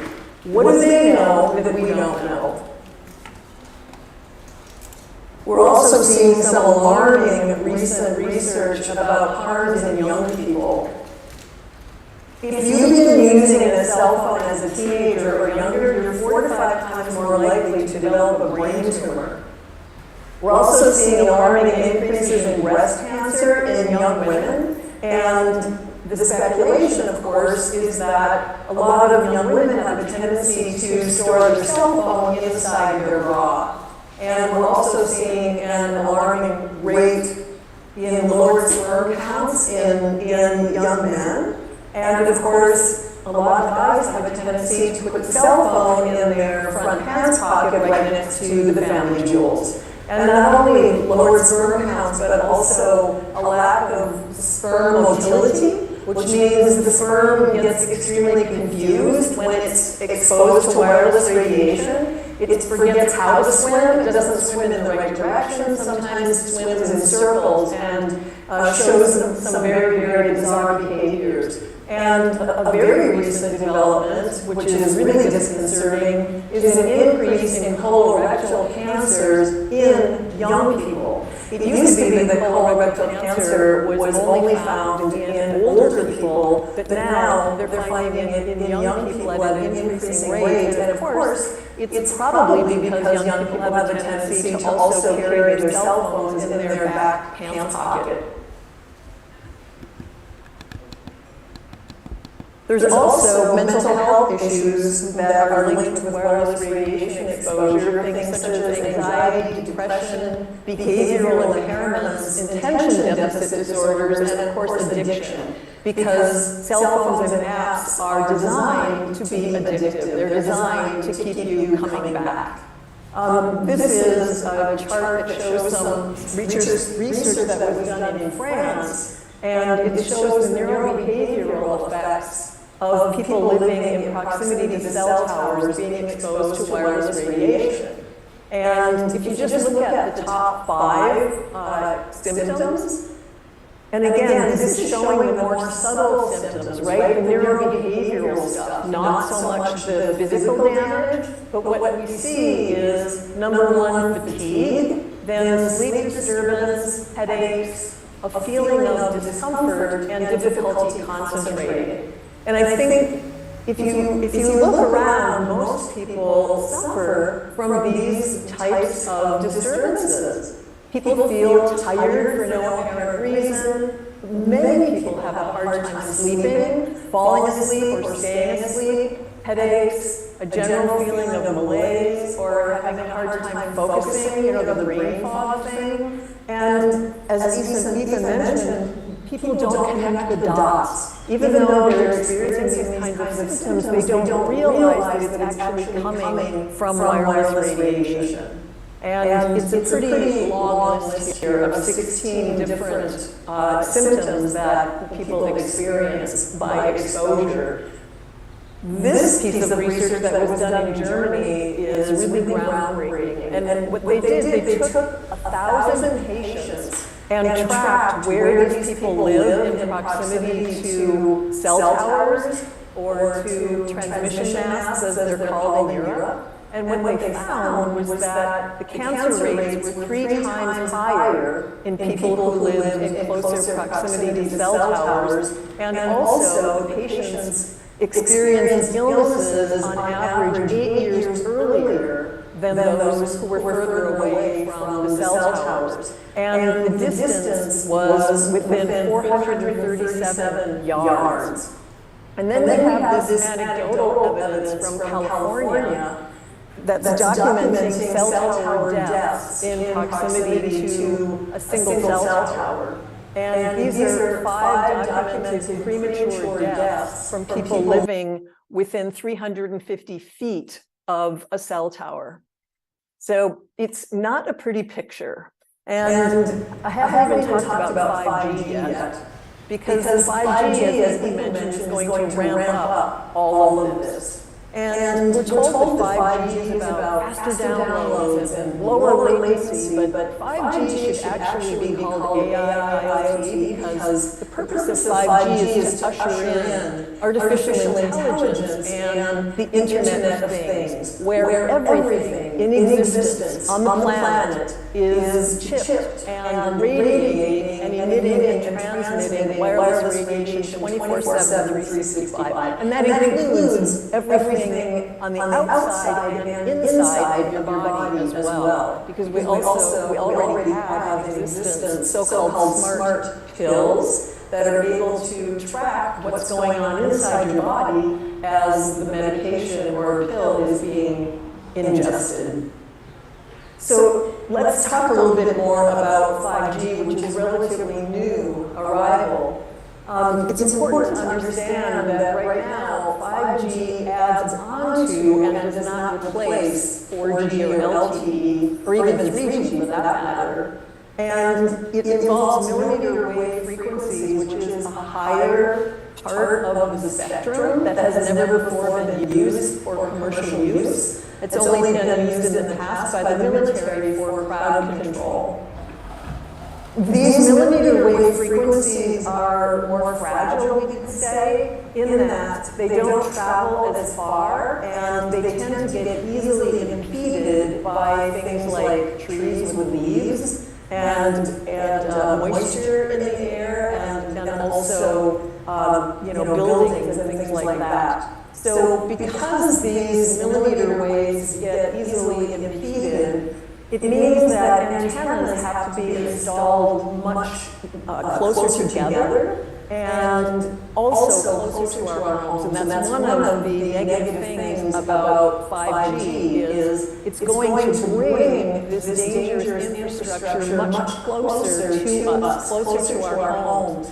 And you can end up with 5G antennas as close as 15 feet to your home. Most of the 4G antennas, even if it's beefed up 4G, they're like out in the countryside or they're on top of buildings. But that's changing with the advent of 5G. And 5G also ushers in thousands of new satellites in low orbit, and I'll talk more about those in a moment. But let's drill down into this 5G stuff. 5G base stations and devices contain multiple antennas in phased arrays, and that means they have these steerable laser-like beams that track each other. Which means that every 5G-enabled phone is kind of like a miniature cell tower that you hold in your hand and hopefully not hold against your brain. Because every 5G-enabled phone contains dozens of these tiny antennas that are designed to track and aim these narrowly focused beams that search and connect to the nearest antenna. And the nearest antenna might be in another 5G phone. With somebody that walks by you, if you're out on the street, or it could be a smart device or an appliance inside your home, or it could be an antenna. The FCC, in their infinite wisdom, has ruled that 5G can operate at 20 watts, which is 10 times more powerful than 4G. So we're talking about radiation that's 10 to hundreds of times greater than what we've had.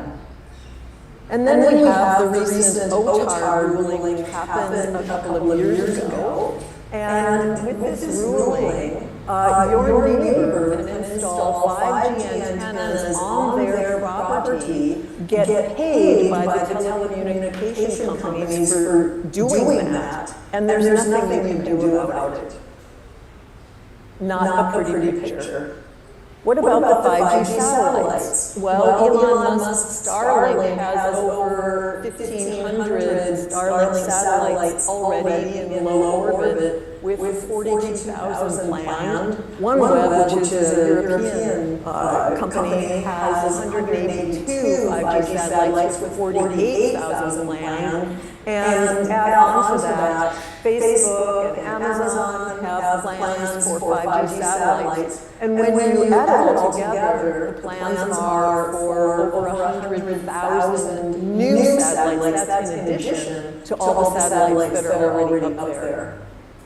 So eventually, if this plan goes forward, every inch of planet Earth will be bathed in radiation 24/7, 365. And oh, by the way, that also includes the ocean. Because plans are underway developing the Internet of Ocean Things, or the Internet of Underwater Things, where underneath the ocean there will be sonar that communicates above the ocean with wireless signals. So, not a pretty picture. The problem is, as Ethan mentioned, because wireless is everywhere, we can't see it, we can't hear it, we can't taste it, we can't smell it, most people can't feel it, so we have a tendency to think it must be safe. And because it's everywhere, we think it has to be safe, because certainly if something was wrong with it, the authorities would not be allowed to put this on the market, right? Or if everything that I've just told you is true, if in fact these wireless devices are not safe, why aren't we being protected?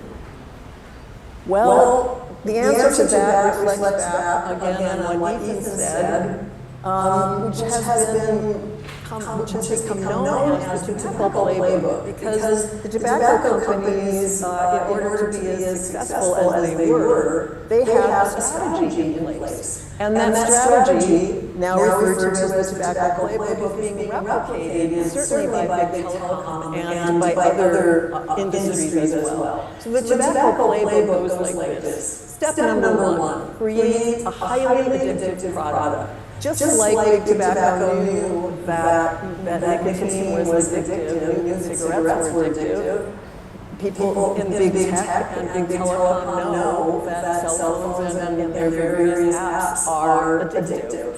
Step number two is hide the relevant research that shows harm. So try to suppress it as best you can, and the ways you can do that are by paying off researchers so that they don't publish their research that shows harm. And if some research does happen to come out that shows harm, you focus on discrediting the researchers so that nobody will believe them anyway, so that they lack credibility. And then you pour on the propaganda to the public and convince everyone that DDT is good for me. Convince everyone that smoking is good for you. Convince, which by the way, I am probably dating myself, but I can tell you I'm old enough to remember, for example, that the first time I flew on an airplane when I was 8 years old, the meal tray that came, every single meal tray on the airplane had on it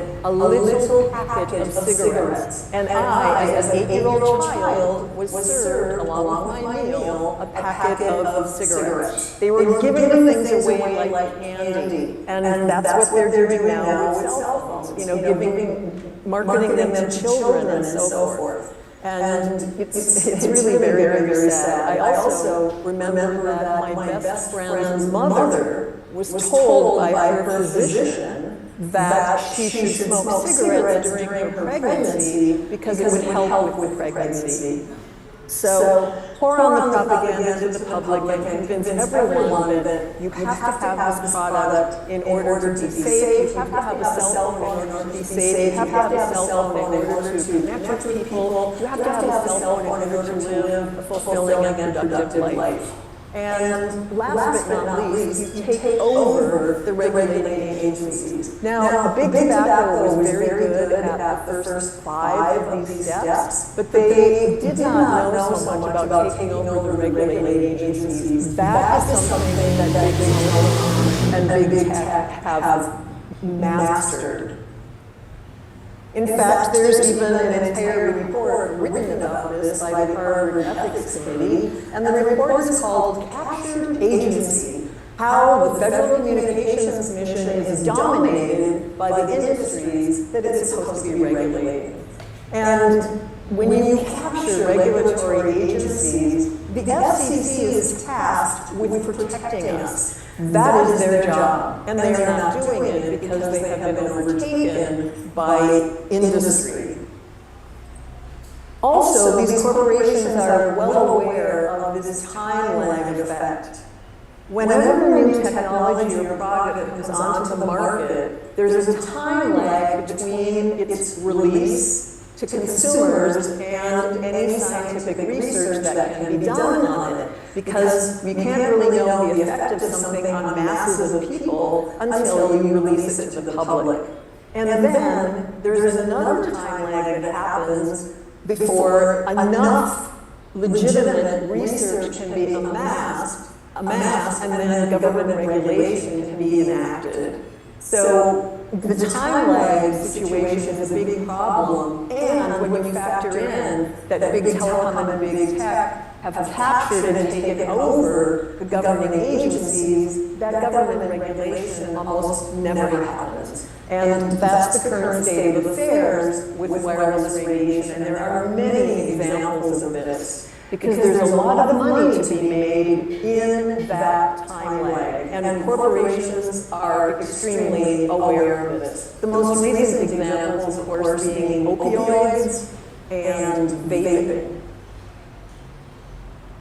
When it comes to wireless radiation, there are many factors involved in health effects. It is a complex picture. You have to factor in pulsation, frequencies, power, waveforms, amplitude, modulation, transmission, densification, distance, the list goes on and on. And the truth is that most of these factors are not taken into account when determining the safety levels of wireless radiation exposure.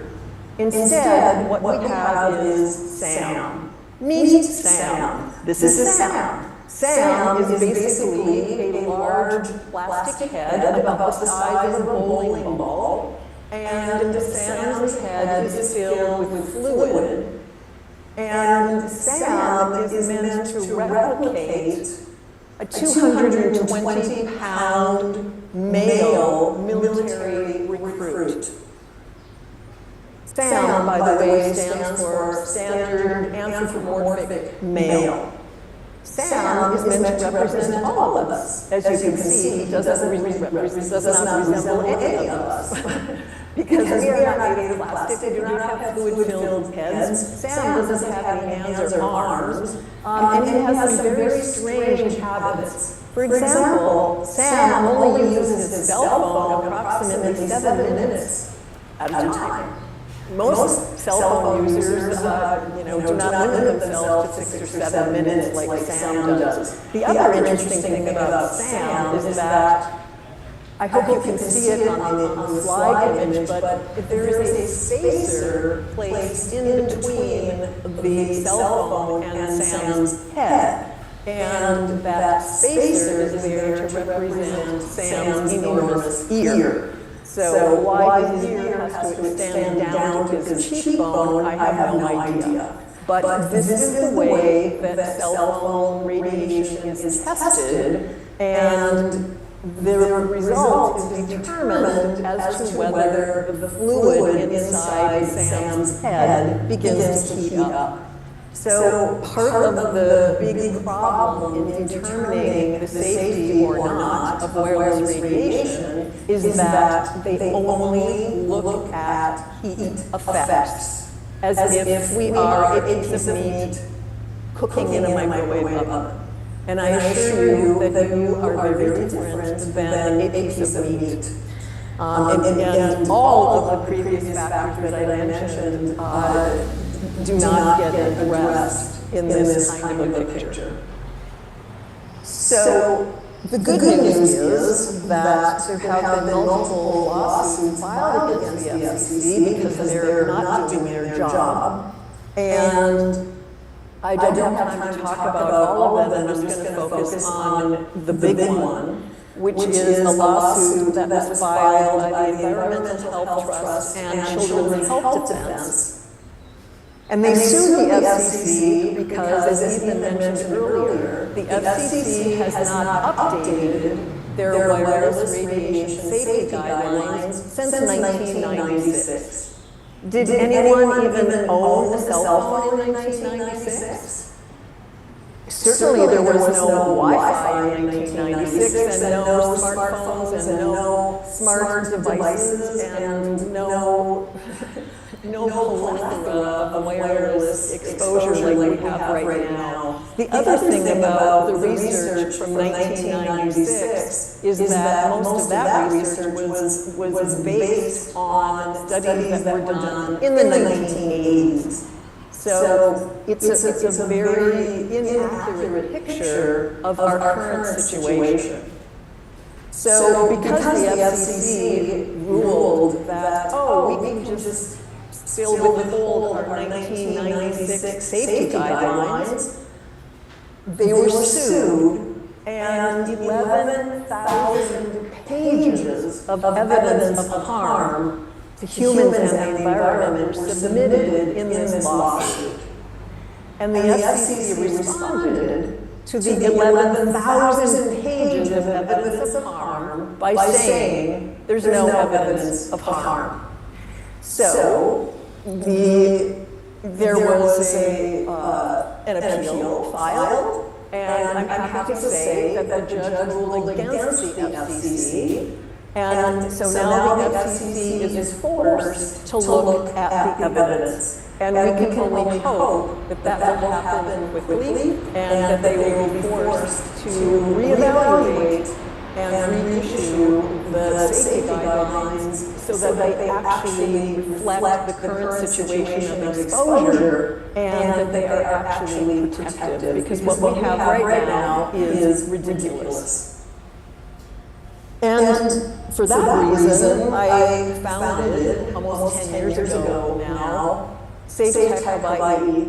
And the truth is that when it comes to protection, a lot of the protective legislation can happen at the local level. So there are things happening at the federal and state levels, and there are also things happening actually in other countries for sure. But when it comes to the US, a lot can be achieved at the local level, and in Hawaii, that means at the level of the county.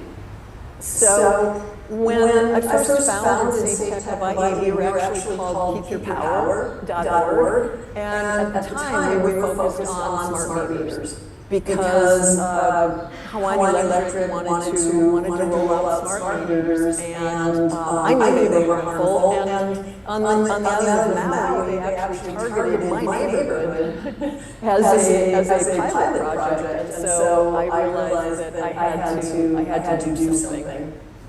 And over the years, we have had quite a few successes. The next speaker, Naomi, will be, she's a big guy leader. She'll be talking more in depth about some of our efforts and successes. But in terms of smart meters, we did engage in filing a notice of liability process. And it was quite a process, but we did have success, and we've been able to keep smart meters at bay for quite a few years, and now a rollout has started, and I guess I would like to think that it was because of our efforts that you actually have the option to opt out, because we were extremely active in getting that opt-out included, and we had to fight for it, but we do have it now, which is good.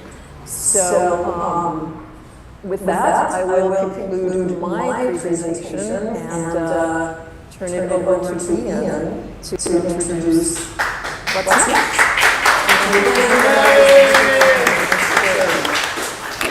Thank you, Deborah. All right, guys. So that was Deborah. I had the opportunity to actually talk to Deborah back in, I think it was 2019. As I said before, I'm your host, Ian. That's how I got involved with Safe Tech. From Honolulu, Hawaii, I noticed the area that I was living in was basically filled with Wi-Fi radiation, and I did have insomnia, I did have migraines, I did see health effects. I did notice an overall change in the attitude of the people of the city, and I often wondered, do they understand what's happening to them or not? And I just didn't see a lot of awareness. So I'm really happy to be here today because that's what we're doing, right, is awareness. So what we need first is awareness. and then we give you the resolution and the solutions here today. So there is hope. I did move away from Honolulu to come to the Big Island because the radiation is a lot less out here. I'm really, inspired to get back into nature. And I am happy, I'm healthy, I'm spiritually wealthy. So I know that these issues are serious and they have good reason to cause alarm within you when you hear about this, but I'm here to say that we can fix it. We can be okay through this. I'm glad that Deborah did mention something that a lot of people don't talk about, but she mentioned AI and the military. And this is a newspaper right here, local newspaper, right here on the Big Island from about a week ago. And the reason why I bought it, I don't usually buy the newspaper or care about the newspaper, but I bought this because it says AI spurs election worries. And it was the first time that I had ever seen AI headlined in a local newspaper out here in Hawaii. I've never heard the news media mention AI on the front page of a newspaper before, but I'm so glad that Deborah brought that up and correlated it with 5G, because all of you today can go home at your own leisure and you guys can Google 5G and AI, and you will see that AI is being trained to use the 5G network and use it for the connectivity.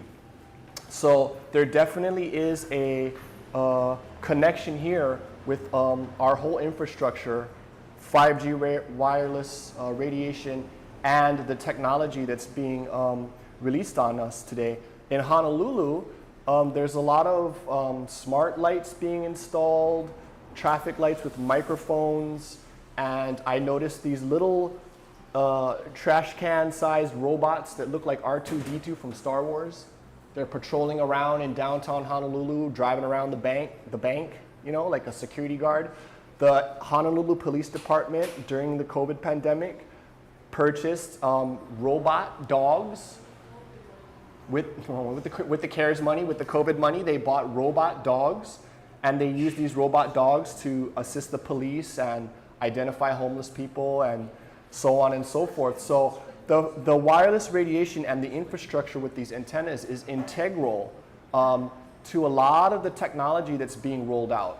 And so that's something that I think is good to be aware of as to why this is happening, because a lot of people wonder, well, if it's for the internet, but it has side effects, maybe there's some justification there. But yeah, it definitely is being pushed full steam ahead because there's a lot of money and there's a lot of technology that relies on this 5G, particularly AI.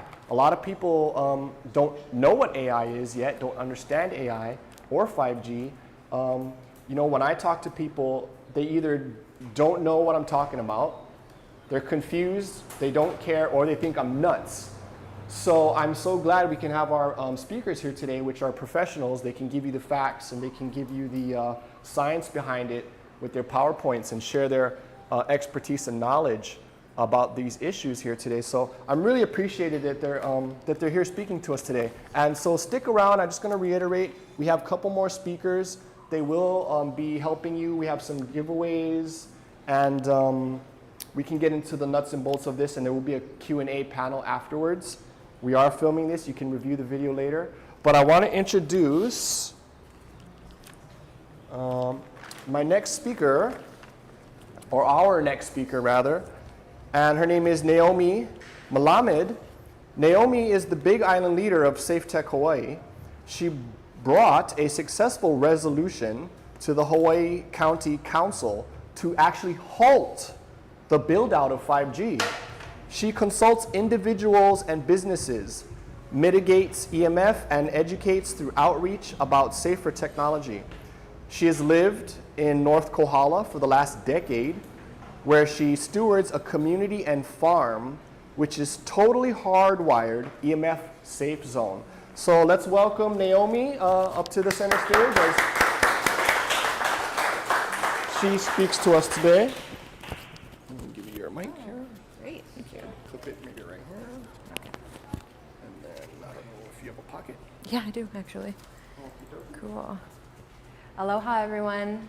Thank you for all of your attention today, listening to us, and As Ethan said, it's not necessarily the funnest topic, but I really appreciate Ian's perspective just now that there is a lot that we can do, and as Deborah said, it lies on the local level. So I'm here to just tell a little bit about Safe Tech Hawaii. We had a little bit of a technical thing, so I'm not going to be using my PowerPoint, unfortunately, but can everybody see this? So just drag this window over. Okay.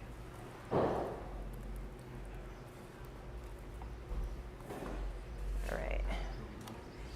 I'm so happy to have Ethan here as the technical, liaison, because as much as I've used technology in my life, and I'll share more about my personal story, it's not necessarily my primary forte.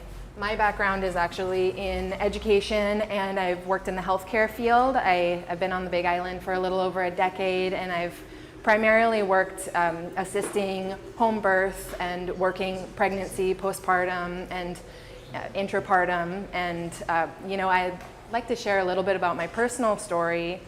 Actually, also through the work field, I maintained a really high level of EMF exposure. And over time, I started to realize that an on-call lifestyle paired with living somewhat off-grid, as Ian mentioned, in our community, many people who are on the Big Island were somewhat rural, and people don't realize that they have options because they think, oh, I just need to get something from a satellite, or I need to make a hotspot on my device in order to get connectivity.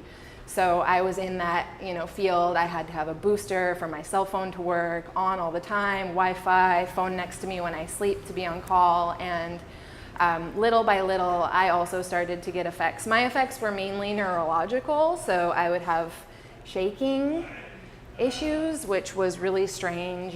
Some people refer to it as restless legs, but it was kind of all over my body.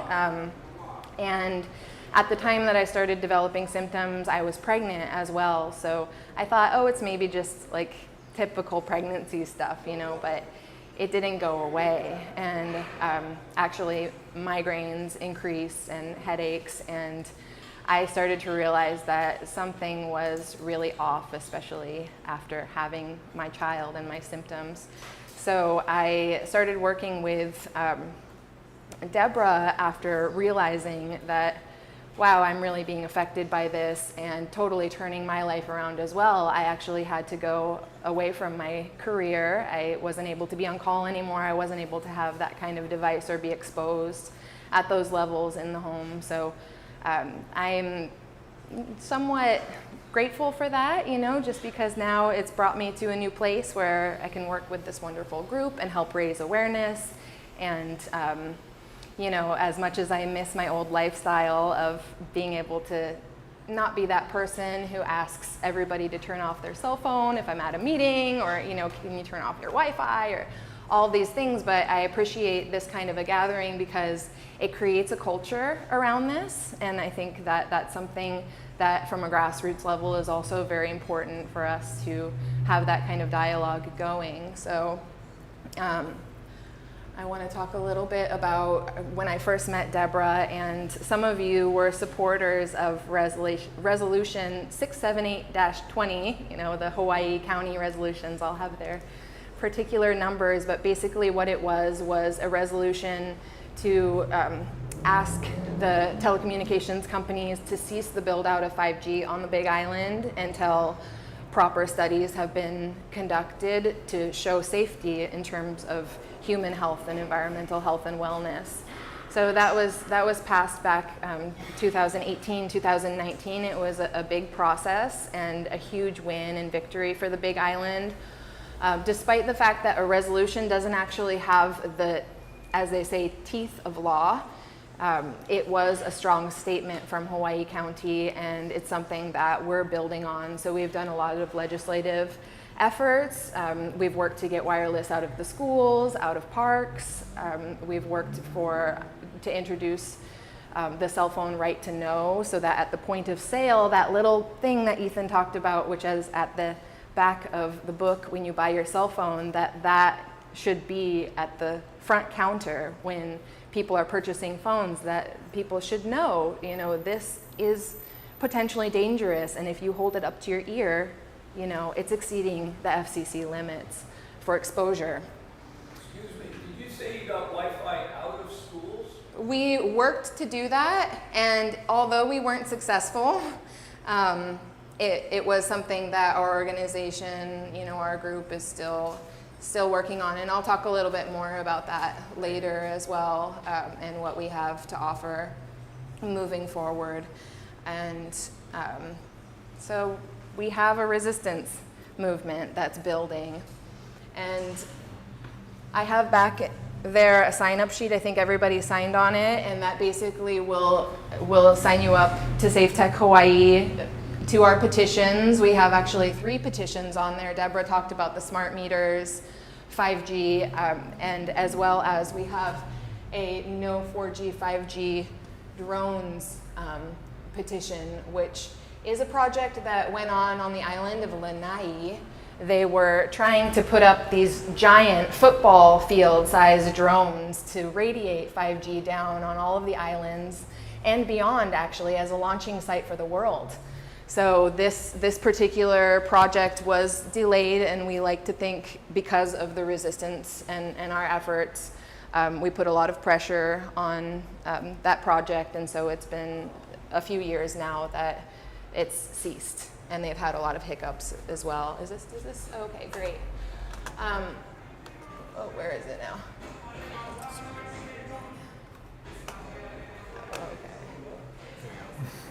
Okay. So another thing that we have here,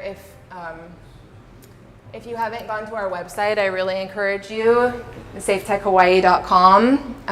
One of the things Ian actually mentioned, he was one of our meter reading,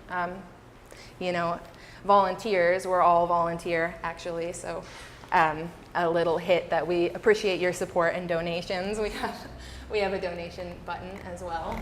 But this is a testing project, the EMF testing project, that we went around to as many meters as we were able, and I'm celebrating here with you all to say that on the Big Island, we've documented every single antenna that exists on this island.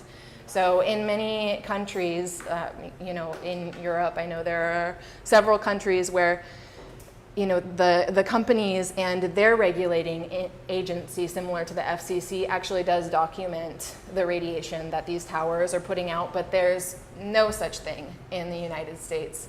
So we took it upon ourselves to do this and dedicate it to the many people who don't have a choice, of whether they want to, where they want to live. They have to choose in this way and avoid and choose a place that doesn't have, a cell tower, or at least one that emits close by. So this is the Big Island, and you can see through, go through all of the addresses and the location, the city locations, as well as how many megawatts per square meter of radiation are coming off of those towers. So I hope that that's helpful for everybody to know, and please share that information if you know anybody.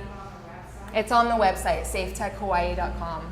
And we have our cards in the back as well, so everybody, grab a little stack and feel free to pass them out.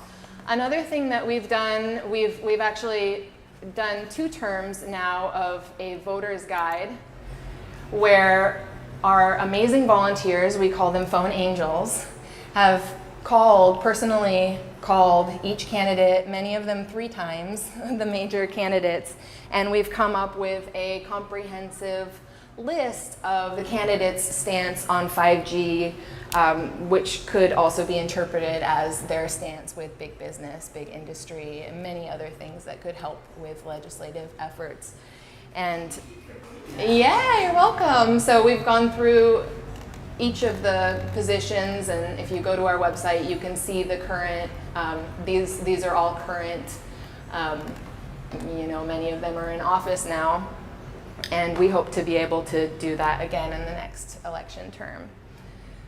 So let's see here, our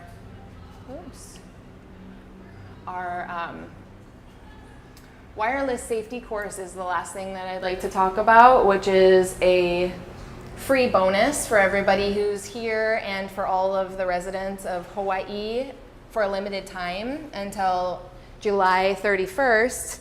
We have teamed up with wirelesseducation.org and we've created this, it's called a wireless education mini course. It targets the home, families, and schools, and it's a 20 to 30 minute program that you can go through and take, and it will cover much of what Ethan will be discussing after our talks, but just how to protect yourself, how to wire your home, some of the science. It's not overwhelming for people. It's just a 20, 30 minute commitment, but it really does cover a lot of the bases, and we're trying our best to put that, into teachers' hands, students' hands, families' hands, and just continue to grow this awareness. So we have on our website for this limited time until July 31st, we have this registration link, and you can use it to log in and sign up and do your 30-minute safety course and receive your certificate of completion. And we hope everybody takes advantage of that. So, yeah. Wireless safety course. Yeah, so these are all of our tabs, and I want to keep my talk brief, so I'm not going to go through all of the tabs. Thank you guys for bearing with me for the technical delay aspect too.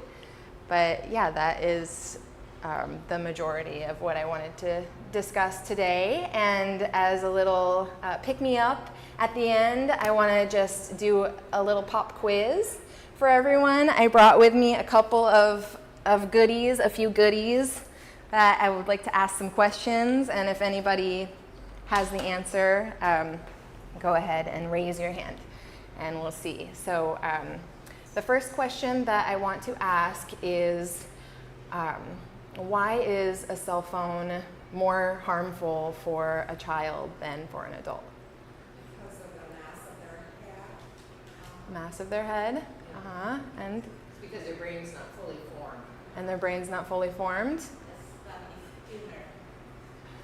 I would say the skull is thinner. Yeah, I would say that that's the most, that's the biggest reason why.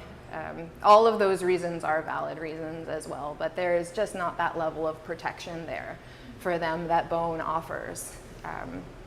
Okay, so another question that I would like to ask is, when is your cell phone the most dangerous? When does it radiate the most?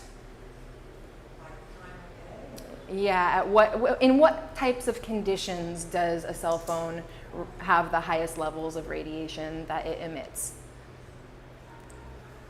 How about a new yeah. When there's not a signal, when the signal's real weak. Nice, all right, great. Those are my two prizes, so thank you. Yeah, thank you guys very much for listening. Our next speaker is going to be Sarah, but I'll give it up to Ian. Thank you, Naomi. Again, guys, big aloha and mahalo for coming out today. We're almost through with our speakers. We've got one last speaker, which is Sarah Mudrick. And she is an educator, so she's going to go into the aspects of how this technology affects education and children, because the children are what's important. As our previous speakers said, the children are the ones that are really going to grow up into this and have to deal with this. And again, guys, I want to bring hope here. That's what we're here about. It's awareness and hope. So as your host, I can personally testify that although I did have health effects and I did have such things as insomnia and headaches and other issues with wireless radiation and this type of technology while living in Honolulu, I did decide to make the move, and I did take precautionary measures. I got a meter for myself, and I did invest. It's not a commercial, but I did invest in some EMF protective clothing, which anyone can go online and buy. I got mine from a website called lambs.com. You can buy a hat, you can buy a shirt, you can buy underwear. I like to protect like my cranium and my, you know, my skull and well, they've got different colors, but I've you know, my spinal cord. So I've got the underwear, I've got my special underwear, I've got my special shirt, and I sometimes wear a hat, and it does help. It definitely makes me feel better. You know, funny enough, when I was in Oahu, it's so strong, and I did tests as well with my my wireless antenna for my internet. I would put like my beanie and my clothing, and then I'd get my meter and I'd actually see if it works, and it actually works. So you can do it as well. Ethan talked about Faraday cages, and they can go more into the tips of how to stay safe, but there's purses, there's all kinds of materials. A lot of them are woven with silver, but they do block EMF so that you can carry your cell phone on you. I keep my cell phone off, and I'm trying to create a lifestyle where I don't really need a cell phone. But there are ways to shield against it. And coming out here on the Big Island, I'm so glad that Naomi helped that resolution, because that made me feel better. Because they're building those things on Oahu like there's no tomorrow. I mean, they're just roboticizing that whole island. It's like a little smart city over there. So I'm so glad to hear that the Big Island is kind of putting a halt on it until further research can be done about it. And that to me is just one of the many things why I have hope. And please stick around to the end after Sarah's done talking, because like I said, we're going to have a Q&A panel up here for all of our speakers.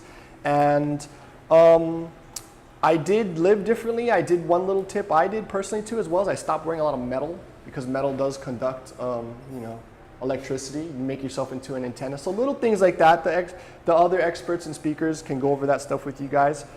Please stick around. I'm also happy, thank you Naomi, for doing the voter guide. That was really important to this, what we're doing here today, because me personally, after experiencing what I've experienced, I would never vote for a candidate who was promoting 5G. I would vote for the person that is more, you know, how do you say, cares more about the 5G issue, that will look into the wireless radiation. Personally, I would vote for that person. That's just my preference. But that's just one way here, guys, that we can all, you know, do our part and help to make this a better environment with less radiation, because we can do it with voting. It's one way. Other than that, guys, let me introduce our last speaker. And her name is Sarah Mudrick. Sarah Mudrick earned her Master's of Science degree from in education, excuse me, that's right. Sarah Mudrick earned her Master's of Science in Education from Johns Hopkins School of Education, and has been teaching in Hawaii for 5 years. She was born and raised in Honolulu, just like I was, and she is passionate about cultivating local leadership and empowering students in Hawaii. She joined SafeTech in 2021 and has created a unit to educate students on wireless radiation and engage them in local advocacy, writing to their county council members to stop the proliferation of towers near homes and schools. So Sarah was actually able to get all her students to write to her you know, local county members about this issue. She has engaged students from middle to high school in this unit, and is passionate about getting students to unplug and realize the addictive nature of their tech reliance. So let's welcome Sarah to the stage. And I'm gonna mic you up real quick. Quick question, was that Lambs, L-A-M-B? Yes, correct. Awesome. They're not sponsoring us or anything, but yeah. I looked on their site several times, and they don't have, like, pants. Yeah, they don't have a lot, but there are other companies, and I do know of somebody like Deborah was connected to, that people actually get their own material and then sold their own That's what clothing. I'm thinking. Yeah, yeah. So we can talk about it at the end, but I'll give it to Sarah. All right, thank you.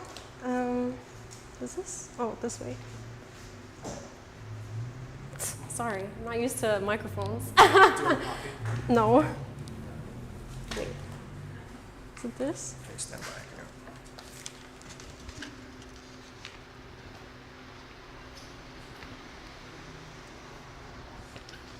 There we go. All right. All right, and this works by just going next. All right, awesome. So as Ian introduced me, I am an educator. I teach English to grades right now 9, 10, 11, 12, but I've also taught middle school, 7th and 8th as well. So I've titled this presentation, Zapped, Examining Classrooms and Students in the Digital Age. So what I'd like to cover today is my introduction to this issue. It's a little bit different than all our previous speakers. I'd also like to talk about kids these days, what the internet does to our brains, and also share what some schools are doing around the world in the United States as well to address this issue. And lastly, share my unit that I created that I've run with students 7th through 12th grade. Awesome. So my introduction. Well, I was in 8th grade in 2010. And in 2018, I was back in the classroom, but this time I was teaching 8th grade. And I figured, how different could it be, really? I was here less than 10 years ago, but I was definitely in for a shock. So one of the big things that woke me up to this issue was 8th graders throwing full-on tantrums if I took their phone because they weren't concentrating, weren't paying attention, like talking elementary level, like crying, like screaming, like can barely get their words out, like angry. And I was just so shocked, like could barely speak. So that was the first huge moment that I was like, something's different with these kids than was 10 years ago when I was in this same position. The next thing I noticed was students just trying to live stream anything, literally anything. Like, well, we're watching a movie in class and they just want to live stream their face, right? Not even the movie, just their face, just their reaction. And that was just mind-blowing for me. On the those are more non-academic side, but on the more academic side, I also experienced a huge shift in what I felt I should be able to expect of my students. Even just remembering things from day to day. Like we literally covered this yesterday. At first I thought maybe it's just me, English is not always the most exciting, they're just bored or something. But that was my first year teaching, so as I continued on in the profession, spoke to my principals. While I was working at my first school, we had like a swap, so the high school vice principal swapped with our principal. And even from the high school, they're saying they're noticing the same issue from year to year, that students are just not remembering things from year to year. Huge systemic issue, even starting in elementary. And essentially, at my school, 7th and 8th grade English was almost exactly the same. Like all the topics were the same. And still yet, when my 8th graders were coming to my classroom, it's like they never heard of those things before. So, another huge shift that I was noticing was extreme high levels of self-reported depression, anxiety. One student in particular that I really struggled with would just refuse to do anything remotely close to sharing with the class. Just like even a sentence, like, what did you do today? No. And her mother supported this, her not developing any public speaking skill because of her anxiety. Which I thought was such a shame. And eventually, I came to realize that even though I was only in school 10 years ago, the landscape of academics has completely shifted.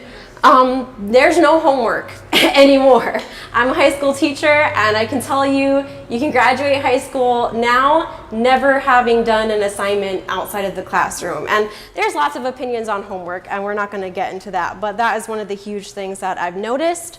Class periods are getting shorter and shorter. I teach high school, and my periods are only 46 minutes, which seems impossibly short. There are no notes, there are no binders, there's nothing to even write anything down. Students don't know how to take notes. Everything is 100% now on the Chromebooks, on the iPads.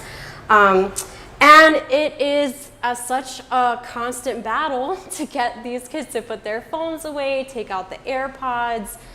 Even when my school has recently kind of beefed up about this issue. We're just so sneaky, like putting the hoods up, putting the hair, just any way to get that music in, like so distractible. All right, and worst of all, I would say, is expecting students even as young as preschool to be adept on the iPad, turning in their work via a picture instead of, the hard copy, especially during the pandemic. That was such a shift. And in particular, my concern is often using the iPad as a reward. So especially with students that can be, a bit more challenging, this is oftentimes part of their behavioral plan, is that if they do what they're supposed to do, then they get their iPad time. So we are reinforcing this already highly addictive technology even more so. As you know, we've stopped teaching cursive to make time for more technical education. This is not reduced at all. And part of this reasoning, really disturbingly, is also a push from our tech companies, right, to provide that access to get those computers, iPads, whatever have you, into the classroom to so-called make themselves look good, provide that access, that kind of thing. So this led me down my own rabbit hole, trying to figure out what happened. Like, I really wasn't in school that long ago. I would share these things with my parents, and my parents would say, well, every generation, says that about the last. And I would say, but what if it's true, right? What if it's true that every generation we are getting more distracted, more forgetful, less committed, more immature? Where does this leave us in the 2020s, right? So are these kids really that different? I saw this wonderful Time magazine cover to really demonstrate that. And now before I answer this, I want to fully acknowledge that many people in this group might put me into this generation, right, that I'm talking about. I was born in 1996. A lot of the research that I'm going to cover is by Dr. Jean Twenge, and she titles this generation Gen Z, or iGen, the internet generation, and she starts that line at 1995. So technically, I would fall into this category based on her description. However, generational lines are more of a gradation than a solid line. And while I do associate with some of the Gen Z character traits, I also do associate with a lot of millennial character traits.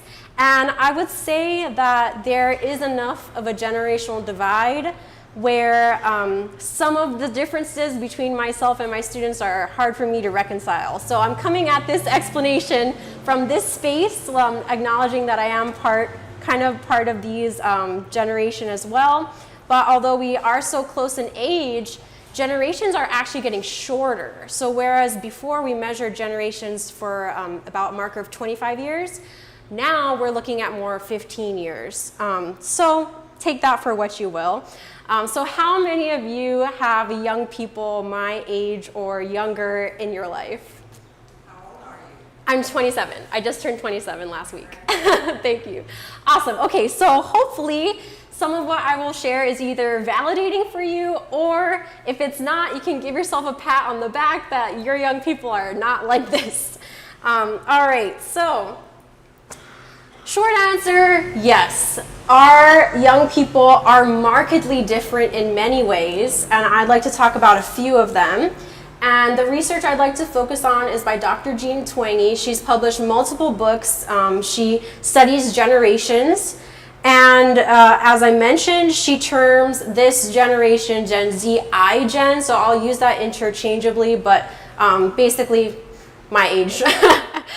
And goes into the expected traits that we can expect using longitudinal studies, which allows us to compare generations across time, meaning I can look at an 18-year-old in 1980 and compare that to an 18-year-old today. All right. So nearly all of her conclusions tie back to one central theme: the effects of living your entire life through your phone. And I, among others, would like to argue on top of this that these generational markers can also be tied back to EMF exposure. All right, so Exhibit 1. You might have remembered this in the news, but around 2015, 2016, there was a huge blow up of all these phones exploding.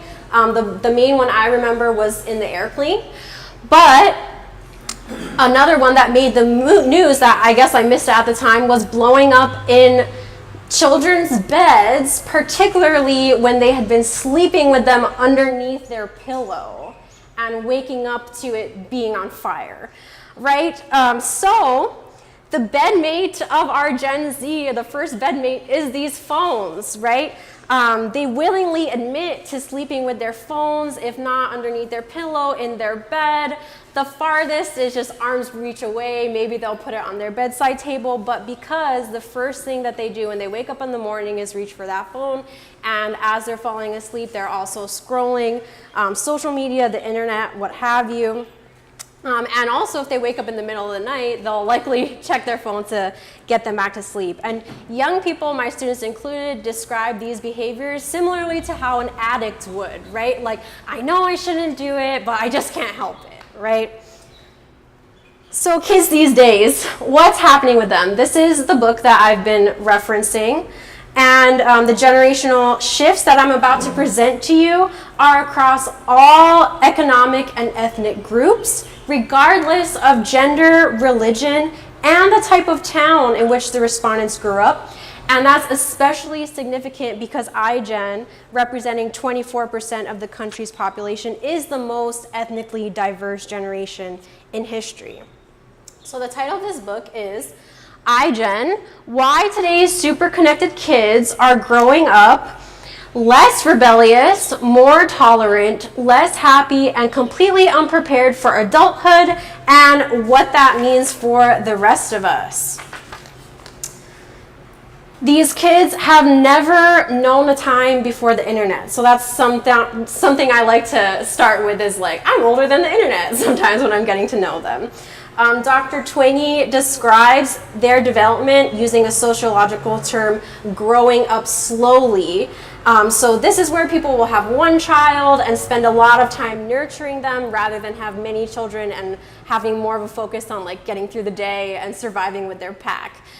This slows the maturation process, and Dr. Twenge has posited that we can think of it as a difference of 3 years. So meaning today is graduating 18-year-olds, my seniors just graduated yesterday, and I love them to death, but I have to say, I do agree that much of their maturity level is that more of a 15-year-old than an 18-year-old.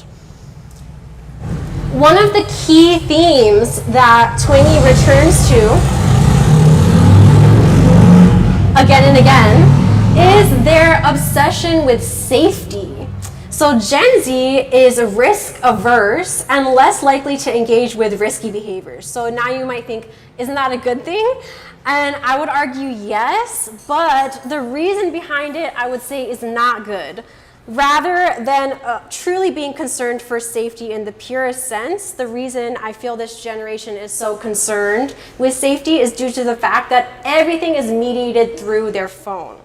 Before they ever experience something in real life, they'll likely Google it, watch a few videos or TikToks about it, listen to an influencer about it, read some reviews maybe, and then maybe try it in real life, right? Learn from other people's mistakes or faux pas.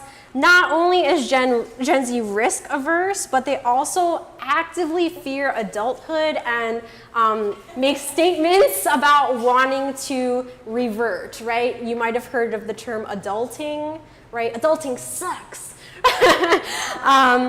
But this is quite a reversal of what we've seen in previous generations where kids just can't wait to grow up, right?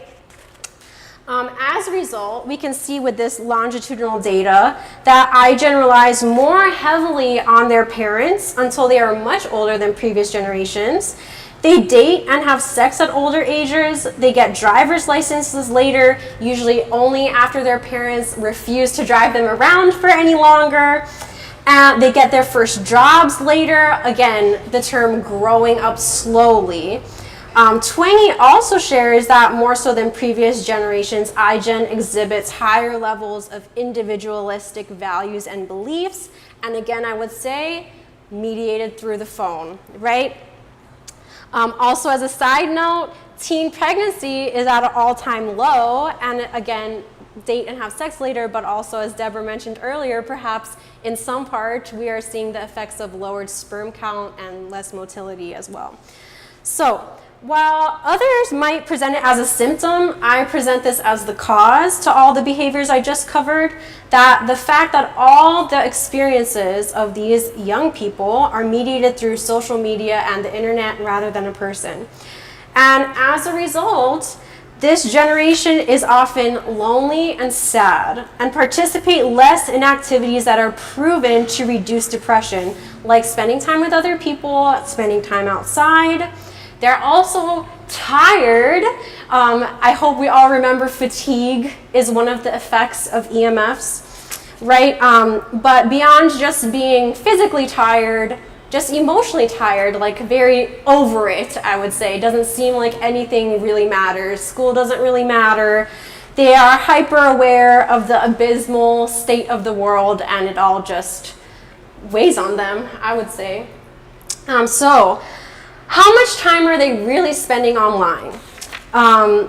Dr. Twangy terms this new media. So new media is texting, being on your phone, being on the internet, playing video games, all this type of stuff like after the TV, right? So this graph shows how many hours a day a young person would engage with each of these activities. So to truly get a picture, we should add all these numbers.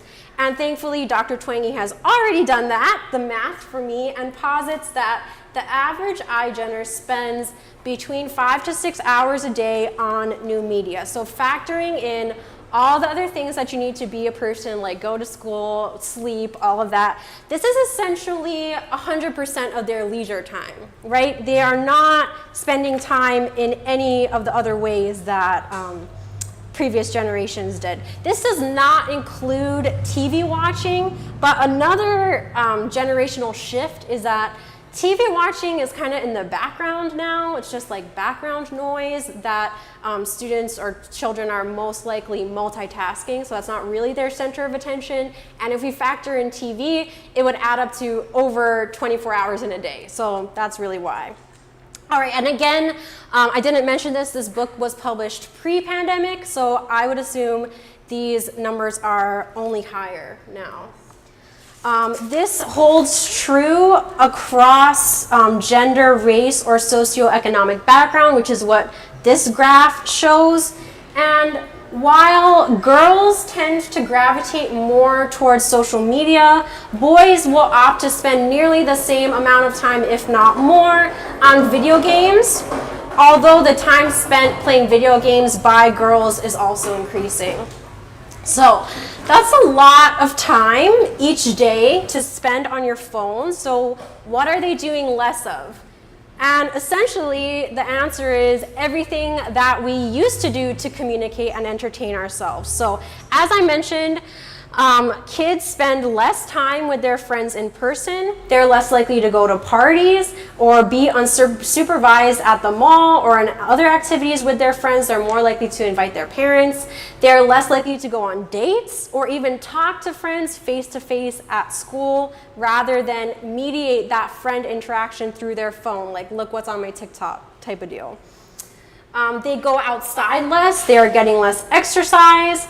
There's been I'm an ELA teacher one more time. There's been a tremendous decline in reading for pleasure, whereas the majority of teens in the 70s read for pleasure. In 2015, that number is at 16%, saying that they've read one book in the past year for pleasure. And again, I'm sure it's even lower now. So beyond reading for pleasure, Gen Z is less likely to read, period. Whether it's assigned for school or not, as a high school teacher, I can attest to this. I read aloud books to my high schoolers to get them to read it. And in Twangy's book, she also cites college-level students not reading their required texts simply due to not having that reading practice when they enter college, and they just can't handle it. Some might argue that, well, we put a lot of pressure on kids these days. They're probably preparing for their college or whatever, right? But actually, they are doing less homework and less extracurricular activities. And here in Hawaii, I can 100% guarantee you that is far less homework than as little as 10 years ago. And like I said earlier, you can fully graduate high school without ever doing work outside of class if you apply yourself. All right. Others might also think that this generation, very individualistic, also materialistic, maybe they want to get jobs, right? They want to work after school, they want to get that money, but that's also not the case, whereas previous generations might have got a summer job or an after-school job. We're seeing far less of that, and even far less even wanting to get a summertime job. And again, as I mentioned earlier, iGen is less likely to want to drive and get a driver's license right at 16, making the classic teen trope of spending time driving around essentially obsolete. So what's the result? Teens are lonelier, more depressed, more anxious than previous generations, as you can see in this graph. With an all-time high, again, this is pre-pandemic levels because that's just where our research is at, with satisfaction, this one is I feel lonely and left out with an all-time high in 2015. And this is satisfaction with yourself and your life as a whole hitting an all-time low in 2014. And the key year here that I tend to look at is 2012. So 2012 was the year that a lot of social media became available on smartphones, and by this time, the majority of Americans already had a smartphone. All right, sadly, statistics that are really hard to argue with is suicide rates, which are clear markers of worsening mental health. And here we can see a dramatic uptick right at that year I mentioned, 2012, in adolescent suicide, self-poisoning, major depressive episodes, and depressive symptoms right here at that 2012 mark. All right, so there are no shortage of articles discussing all of these reasons that I've previously mentioned for why American teens are so sad. Social media, lack of in-person socializing, the stressors of the modern world, and modern parenting also tending towards coddling. Another great book worth checking out is called The Coddling of the American Mind. I highly recommend it. It talks about a lot of the same things I'm covering right now. But few in the mainstream have questioned the link between EMFs and the health effect on teens. So thankfully, some are now putting this together, and their reputable research can be found online a lot easier than it was even a few years ago. And this one I'm citing here, Dr. Paul, shares the number of studies that have correlated neuropsychiatric symptoms with appearing following EMF exposure. And again, this list lines up eerily well with all these generational traits that I've just mentioned, including depression, trouble with concentration, attention, and memory changes. All right, so to recap real quick, we know that psychologically and on the mental health side, phones and social media have a negative effect on youth. I hope we can now all agree that health-wise, EMF exposure is linked to multiple neuropsychiatric effects as well as the myriad of diseases that Deborah mentioned earlier today. But I was also curious, does constantly being online change the way we think and process information? Does it change the way we organizationally and operationally move through our life, like it seems to have done with iGen? And for me, a hyper obsession with safety and living life through your phone eventually makes us less human. So if we are constantly operating through the internet, does that make us operate more like a computer as well? So thankfully, there's another excellent book that I was able to turn to and get my questions answered. And again, sadly, the short answer is yes. I brought this book here today. Oops. So, In the Shallows, What the Internet is Doing to Our Brains, Nicholas Carr discusses the major shifts in communication that we've experienced as a society, but argues that the internet is unique in changing our ability to process information and the way that we think. We have hard evidence showing that the way we read on a screen differs greatly from the way we read books. When you read a web page, and I'm sure all of you are familiar with this, we tend to skim, scan, skip, scroll, click another link. Oh, maybe we bumped an ad, or we bumped that ad on purpose, open another window, maybe open another desktop if we have another idea. All of which means more distraction, less deep reading and comprehension. We've become browsers and word spotters rather than deep readers. And this is hugely problematic, especially when we expect young people to be adept at using the internet productively, which is what we're expecting in school right now, when they never really developed that deep reading practice in the first place, right? It's hard enough for adults to deep read on a screen. How can we expect children to do the same? This is one of the many problems that I feel relying fully on technology in the classroom is creating, and far too few educators are warning the alarm bells, in my opinion. Furthermore, we're actually getting worse at solving problems as more and more advanced software aids us in more and more ways. And this is where I'd love to go on a huge tangent about ChatGPT. As Deborah mentioned, 5G should really be called AI, or the Internet of Things infrastructure. And AI tools being free and available to students are just helping us on our way to that reality. But that is a subject for another talk, so we will save that for next time. So similarly, while reading Twangy's book, she had another great study that they took a screenshot of the college student's computer every 5 seconds. And they determined that college students, while working on a computer, switched between tasks every 19 seconds. And on average, that computer window is open less than a minute. So this is not the deep reading and introspective thought that used to define the college experience. And really quick, is it any wonder that there is a meteoric rise in ADHD rates in young people? As Knowable magazine readily admits, it is likely higher diagnosed than what is really the true prevalence, but just how much of this is influenced by IGEN being raised by the internet, smartphones, and social media. So what are schools doing about it, you might be wondering? So in my experience across 5 years at 3 different schools in Hawaii, I was the only teacher raising this issue, and especially since the pandemic, school has universally shifted onto devices, right?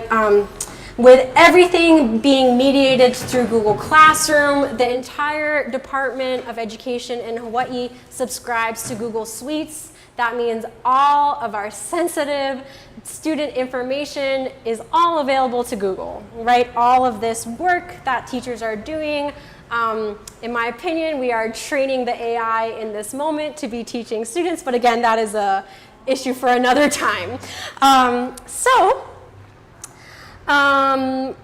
Yes. Unless you elect to take things offline, like I myself have done, and even then, it is hard to get students to complete it that way, right? Especially with them all hating their handwriting because we didn't spend the time to teach it in 3rd grade. But in America, it seems that the wealthiest private schools are aware of these issues, as well as some being aware of the EMF issue. And one example I like to use is the Waldorf schools, which prohibit technology use until the older level grades of high school, and even direct parents in their parent handbook that the ideal amount of tech time for developing children is none. And the best part is that Waldorf schools are notorious for educating the children of Silicon Valley executives. But as we've been saying throughout today, it is not hopeless. There are some quite inspiring cases in other countries across the world, so I'd just like to share a few. Multiple presentations today have mentioned the Environmental Health Trust, and I highly suggest you check out that website. All of this information about schools is available on there with links to learn more. But real quickly, France has banned Wi-Fi in kindergarten, restricts Wi-Fi in school by having the wireless off as a default setting, and teachers have wired, not wireless computers for internet access. France has also banned cell phones in elementary and middle schools and started educating the public to reduce exposure. Similarly, Cyprus has likewise removed Wi-Fi from elementary classrooms and has a strong public awareness campaign educating parents, teenagers, and pregnant women about the dangers of EMF. Belgium has banned cell phones manufactured for young children and has also banned Wi-Fi in kindergartens of Ghent. And Israel has banned Wi-Fi in nursery schools, restricts Wi-Fi in elementary grades, and bans cell phones in the classroom. Israel also has a national institution educating on how to reduce cell phone radiation. So as I said, Environmental Health Trust has all these links and a few other countries if you are more interested. Here in the US, it's a slightly different picture. There's a lot of politics with school districts and all that type of stuff, which we are not going to get into today, but certain school districts are aware and taking steps to mitigate the issue, as well as certain US cities, while other cities and school districts are installing cell phone antennas right in their football fields and playgrounds, which I personally saw on Oahu. So now this takes me to my unit. As Ian mentioned earlier, during the pandemic, we both witnessed some really sneaky installation of cell towers, usually in the night, and then the next day, all of a sudden, they're there. It got to the point where I tried to count my towers on the way to work coming from central urban Honolulu to Kapolei, and I lost count around 100. And so I started taking pictures, trying to point them out to people, like, did you notice this? My mom, my coworkers, my friends. And then I decided it's time to take it to my students. So I wanted to make a unit. This unit has evolved over the few years that I've run it. It started with 7th graders, so it was a lot shorter. And then last year I did it with my high schoolers, and I've now settled on keeping it in my 10th grade ELA unit, which focuses on dystopian literature, so I thought it was a great place to plug it in there, and propaganda. So this is quite a huge topic, so I've settled it into the following stages. The first is knowledge building, then we measure our school environment, and importantly, the students' devices that they use on the daily, and if they want to bring anything from home. Then we consult with an expert. Dr. Green has so graciously Zoomed with my students multiple times to be our expert. Then we write a lab report to communicate our findings, and then finally cap it off with writing letters to send to our county council members advocating for no more cell towers to be installed near schools and residences. So there's a lot of ways to preface this unit, but I found the best way is to ask kids, how do you feel about your cell phone? And they will readily tell you that their cell phone is their bae, their girlfriend, their boyfriend. They can't live without it. It's better than any person in their life, right? So I like to start by showing Netflix's The Social Dilemma. I don't agree with all the points in that documentary, so I did edit it out a little just to condense it and keep it down. But it does a good job of laying the foundation of where we are now with big tech and especially big data. And the key takeaway I want to use from that film is that if the product is free, you are the product. And that is the biggest, for kids, right? Like, what? I thought it was just nothing, right? Last year, I also introduced another topic about smart cities after I also witnessed that R2D2 camera following me around in downtown Honolulu over a winter break. I felt it starting, right? So I was like, guys, do you know what a smart city is? And so I introduced the topic of the Internet of Things. We took a look at the multiple real-world examples that are already popping up. If you've heard of Toyota's Woven City, another really controversial one is called The Wall. And this built a nice foundation to kind of understand what we're talking about when we talk about 5G infrastructure, wireless radiation infrastructure, and all of this would be necessary for a smart city as designed to operate properly. So this was just my little, what we did and now where we're going. I then take the time to try to show students what we're looking at, right? So this was my drive in Honolulu. This is the high school that I was just talking about, Kapolei. I think there was one more blocked by this tree, but I'm not sure. But here's an apparatus, here's an apparatus. This was all on my way to work, right? So when we're looking out in the wild, like where are we spotting it, right? I then share some of the slides I've developed, which is kind of like everything we've gone over today, but really condensed for kids, just simplified for students. And of course, there's still always some skeptics, right? So I take some time to do a station activity, let them read some passages from a really great book that I wanted to bring today, but I couldn't find it this morning. I'm so sorry, but it's this one, Radiation Nation. It rhymes if you have trouble remembering, but it has really great pictures of all the tumors. It's very compelling. So we do that station activity. And then lastly, as it's an English class, I always focus on the propaganda aspect of this issue to review the difference between the public messaging and the marketing terms versus what's the reality of the health impacts, just like our tobacco industry. So here are two commercials that I really like to use. The rollout of 5G with T-Mobile mimics exactly launching a nuke, right? With the two-man rule, two people need to turn their key at the same time. So I just asked them, why do you think? They mimicked that in the commercial. And of course they're doing it as a positive thing, right? Positively turning on this 5G, but what are they really doing? And this commercial is not from America, but it shows that with 5G, we are taking those steps into living our life in the metaverse, right? Living our life in augmented reality. And it shows that with 5G, you have all these fast download speeds, You can play online really easily. And that's just a good commercial to look at to kind of preface everything.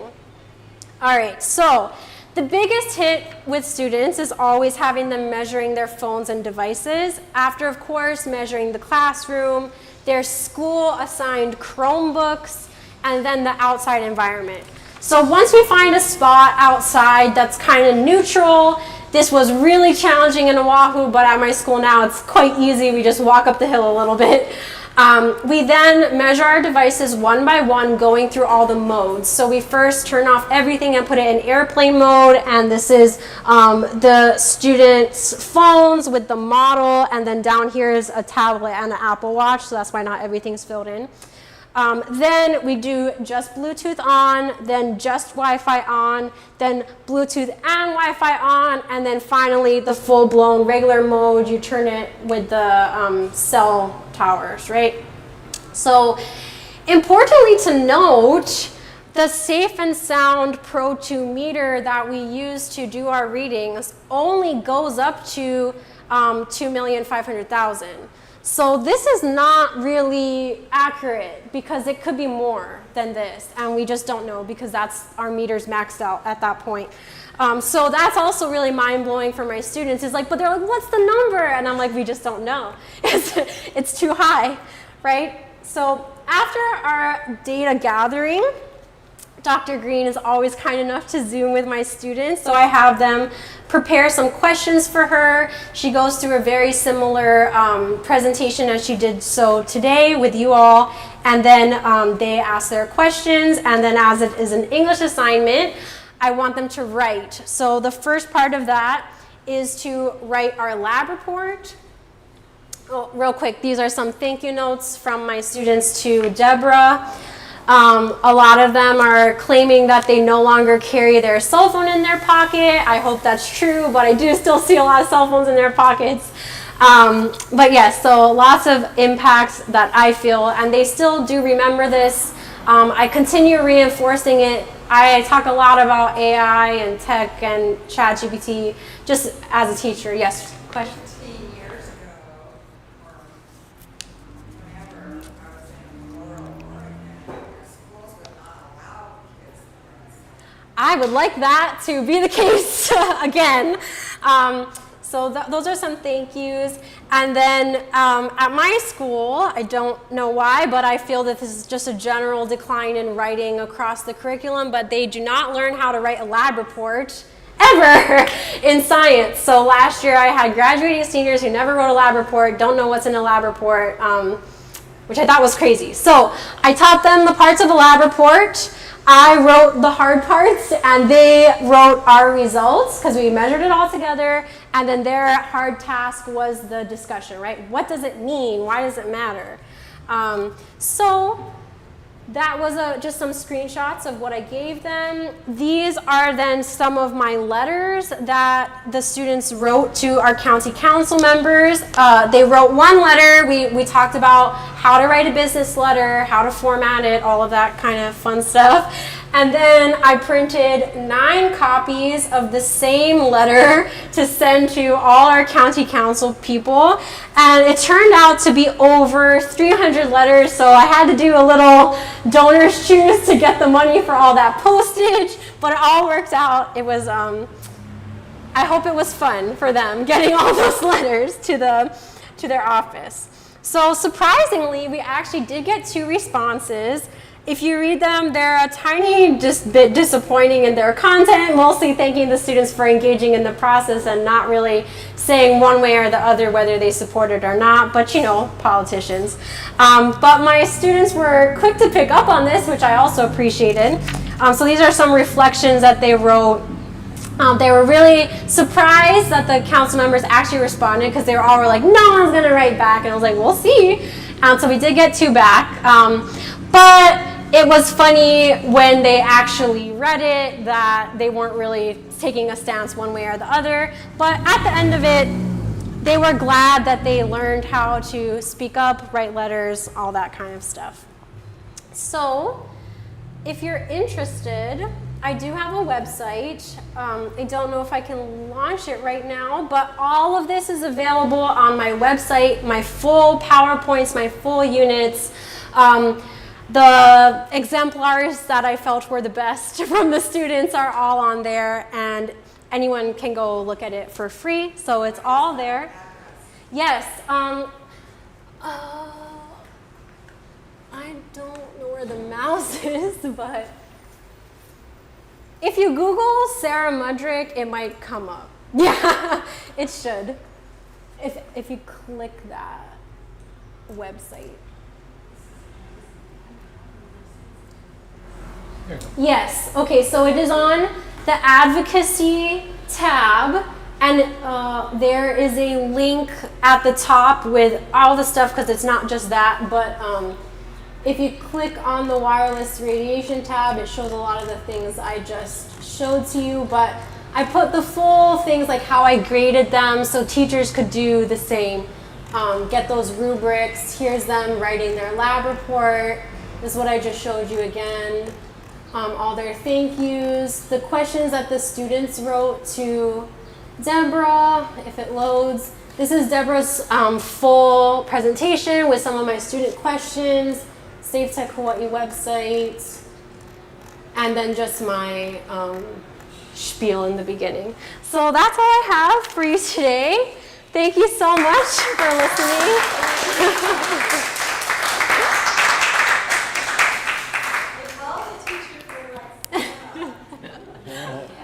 Thank you again, Sarah. Thank you, everybody. I just want to say mahalo and aloha for everybody continuing to stay here today and listen to all our speakers.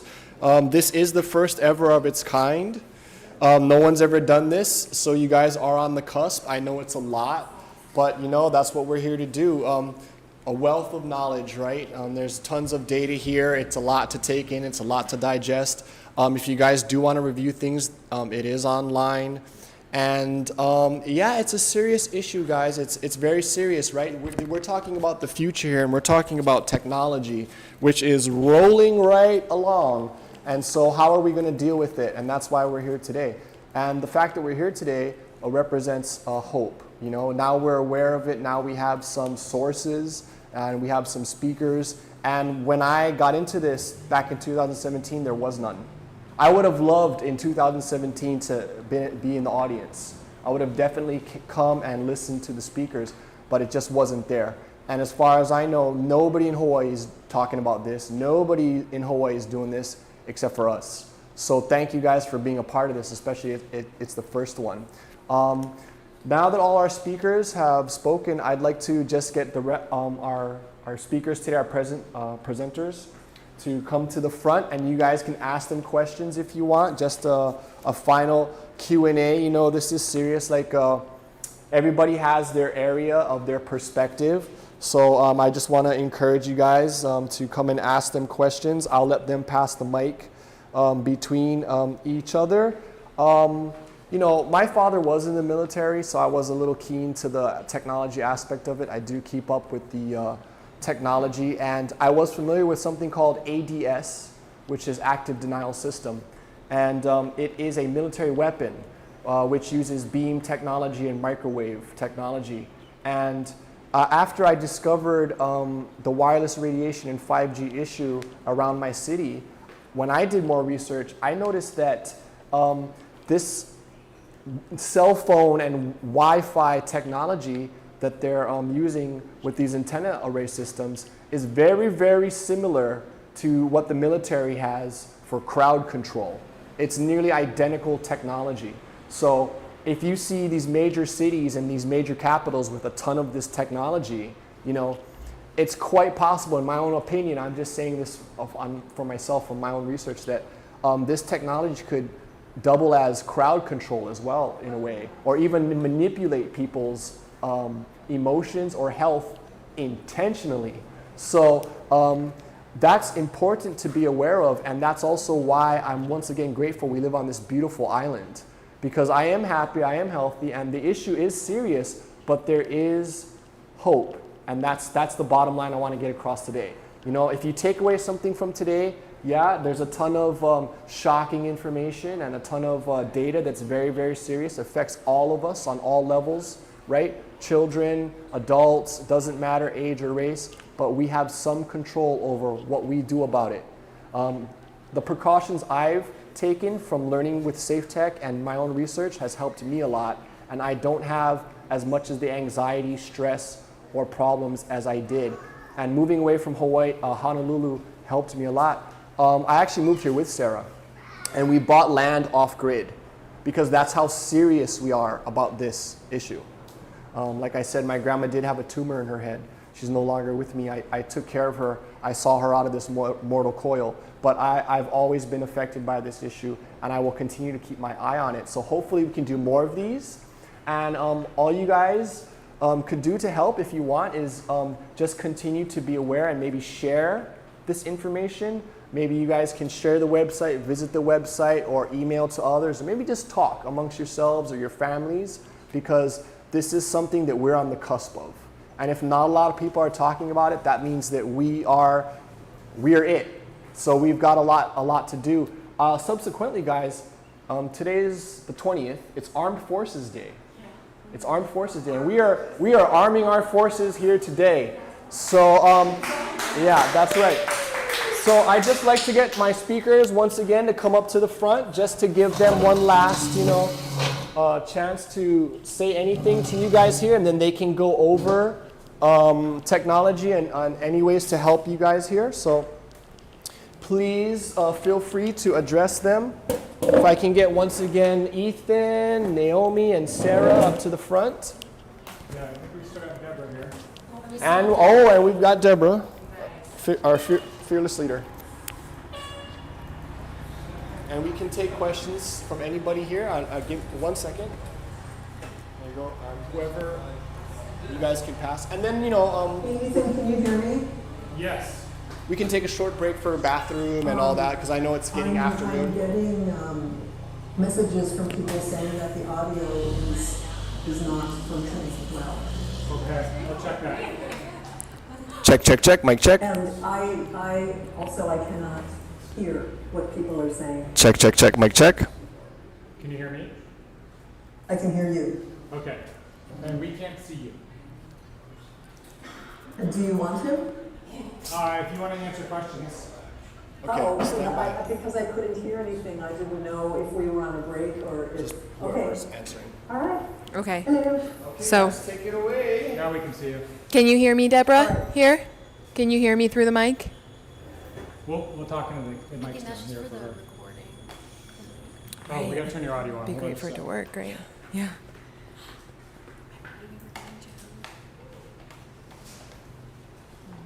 Right. Yeah, right. Oh, wow.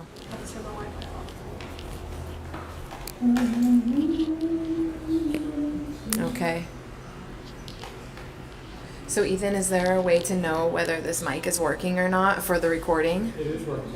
It is? Okay. Okay, great. Okay, great. So does anybody in the audience have any questions? Question? So I have a question about smart meters. Great. We just had one installed. I had no idea that there were any issues related to it. Is there a way to back out of it? Because you said you can opt out of it. Just by having it installed, is that a permanent fixture now? Or if you can't, are there ways to mitigate its effects, like put shielding around it? So repeat the question. Okay, so the question is about smart meters. There's somebody here in the audience who has just gotten a smart meter installed on his house. He was unaware and he didn't opt out previously, so he's wondering, is there a way for me to get the smart meter taken off of my house?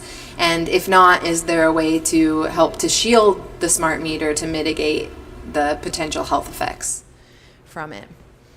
So, Deborah, you could potentially talk a little bit more on this, but it's my understanding that once a smart meter gets put onto a house, it's very difficult to get it removed. But I do know of people who have purchased their own analog meter and worked with the utility company to get that put back on. I'm not sure what the state is here in Hawaii. Deborah, could you talk a little bit more about that aspect? She's here. Oh, Yeah, you can type it in the chat for her. Okay, that's here. If you're asking me a question, I need somebody Okay. to repeat it because I cannot hear. You can opt out.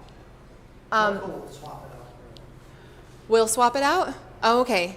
So there's somebody in the audience who's experienced with this as well, and it sounds like there's a way to swap it out if you contact Helco, and they can swap it out for you. So that's wonderful. There are ways I know as well to shield smart meters. They do make shielding that fits custom onto a smart meter. So there is a way to also shield smart meters. Yeah, thank you for the question. Okay, I'm going to give you this mic. Okay. Thank you. I just wanted to share why I'm here today. And my grandson is 4 years old, and my daughter and her husband slept with the cell phones on both sides of the bed. And he's been diagnosed with a childhood epilepsy. He had a grand mal seizure in November. And I'm having so much problems, cognitive dissonance with my daughter, trying to get her to remove the cell phones and the smart TV out of the bedroom so he has a safe place in IQ. And so I came today so I could get information, printed information that I could hand to her, and sources that I could send her to, because she's not listening to me. And she tells me, don't talk to my husband about it. And I said, I'm talking to you. And I'm telling her that he's, he had the EEG overnight, and they put the modules on him and everything, and they show that his brain is misfiring every time he goes to sleep. Nap time, nighttime. And so now they have him on medication that he's going to be on probably until, maybe his teens. And I can't get through to her. And this is a big issue for me. And I think that a lot of people don't understand what they're doing to their children. And I'm very, very, very concerned about his health and well-being, and I can't get through to her. So I think this is a really important issue for all of us, as far as educating our children about the dynamics of cell phones in the home, all the internet, everything in the homes. You guys want to take that? I can say just real quick for me, when I was taking care of my grandmother and she had a tumor from what I believe was the wireless radiation, it's not a solution, but I looked up online what I could do, and CBD is legal in Hawaii, so you can get CBD readily around the island. It's not a cure-all, and she has Alzheimer's. I noticed that when I gave my grandmother CBD, it did help her sleep a little bit better. It did help her cognition a little bit better, and it did take away the pain a little bit. But CBD is not a cure-all. It doesn't solve the problem, but I noticed that it did help. Yeah, thank you so much for sharing that, and that is incredibly distressing. I just want to say, when it comes to this issue, there is that factor of addiction, and when the child is so young, it might be more of the parents' association with their own tech, right? So one way to target it might be to get her to go on a retreat with you or something, like get out of the all that wireless radiation, because I do feel that when you're so steeped in it, it's like any other addiction. You can't just like cut yourself off right away. It's like you need a down period, so that might be something to try. Yeah. Have you heard of antennasearch.com? That's antennasearch.com is a good one to take a look at. It'll probably be disturbing what you get as results. In downtown Hilo, I think we got 217 antennas within a mile of our house. Not to say they were all dangerous or to what degree, but they were all listed and categorized. The other thing I'd like to mention that I recommend you do is research yourself cannabis as a neuroprotectant. And it's very effective, depends on how you take it. Thanks for the CBD mention.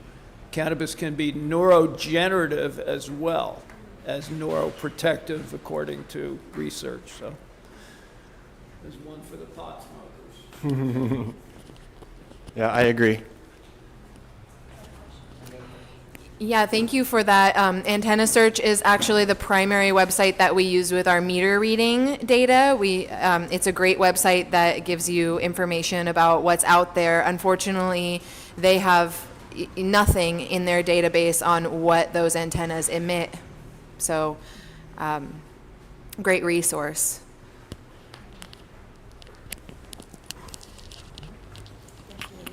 Hi, I just wanted to first say thank you and honor each of you so much for your volunteering and for your eyes to see the reality of what's going on. Where there's life, there's hope, absolutely. And I just want to make sure Margaret Mead is mentioned.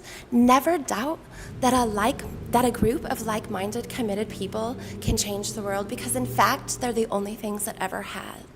And so I just want to honor and appreciate each of you. And relate to what you said. I am so heartened, Sarah, to hear about your giving your students the tools for discernment, to help them to see the propaganda machine, to help them see the bigger picture, because even in mine and Ethan's family, cognitive dissonance is huge. I'm the eldest of 4, and even though I nearly lost my husband, I still have siblings who have children with brain tumors who are saying things to me such as, well, quality of life. And so I've had to be really reductive in my speaking and addressing the heart of the matter, because there's a lot of noise, there's a lot of cognitive dissonance, and dissonance is the key. And so when I'm reductive with each of those who I'm speaking with, trying to meet them where they're at, but also enable that opening so that they will be willing to be aware, just a simple question of what really matters seems to be effective. And so I just wanted to honor each of you and say we are all in this together, and this is absolutely a place to put down our flags. I think you probably know, Sarah, I think it was Nathaniel Hawthorne who said, we don't always choose our battleground, but we choose where to plant our flag. So I just, as a community member and a person who cares greatly, I just want to thank you. Say mahalo nui loa for each of you and say, this is how change spreads.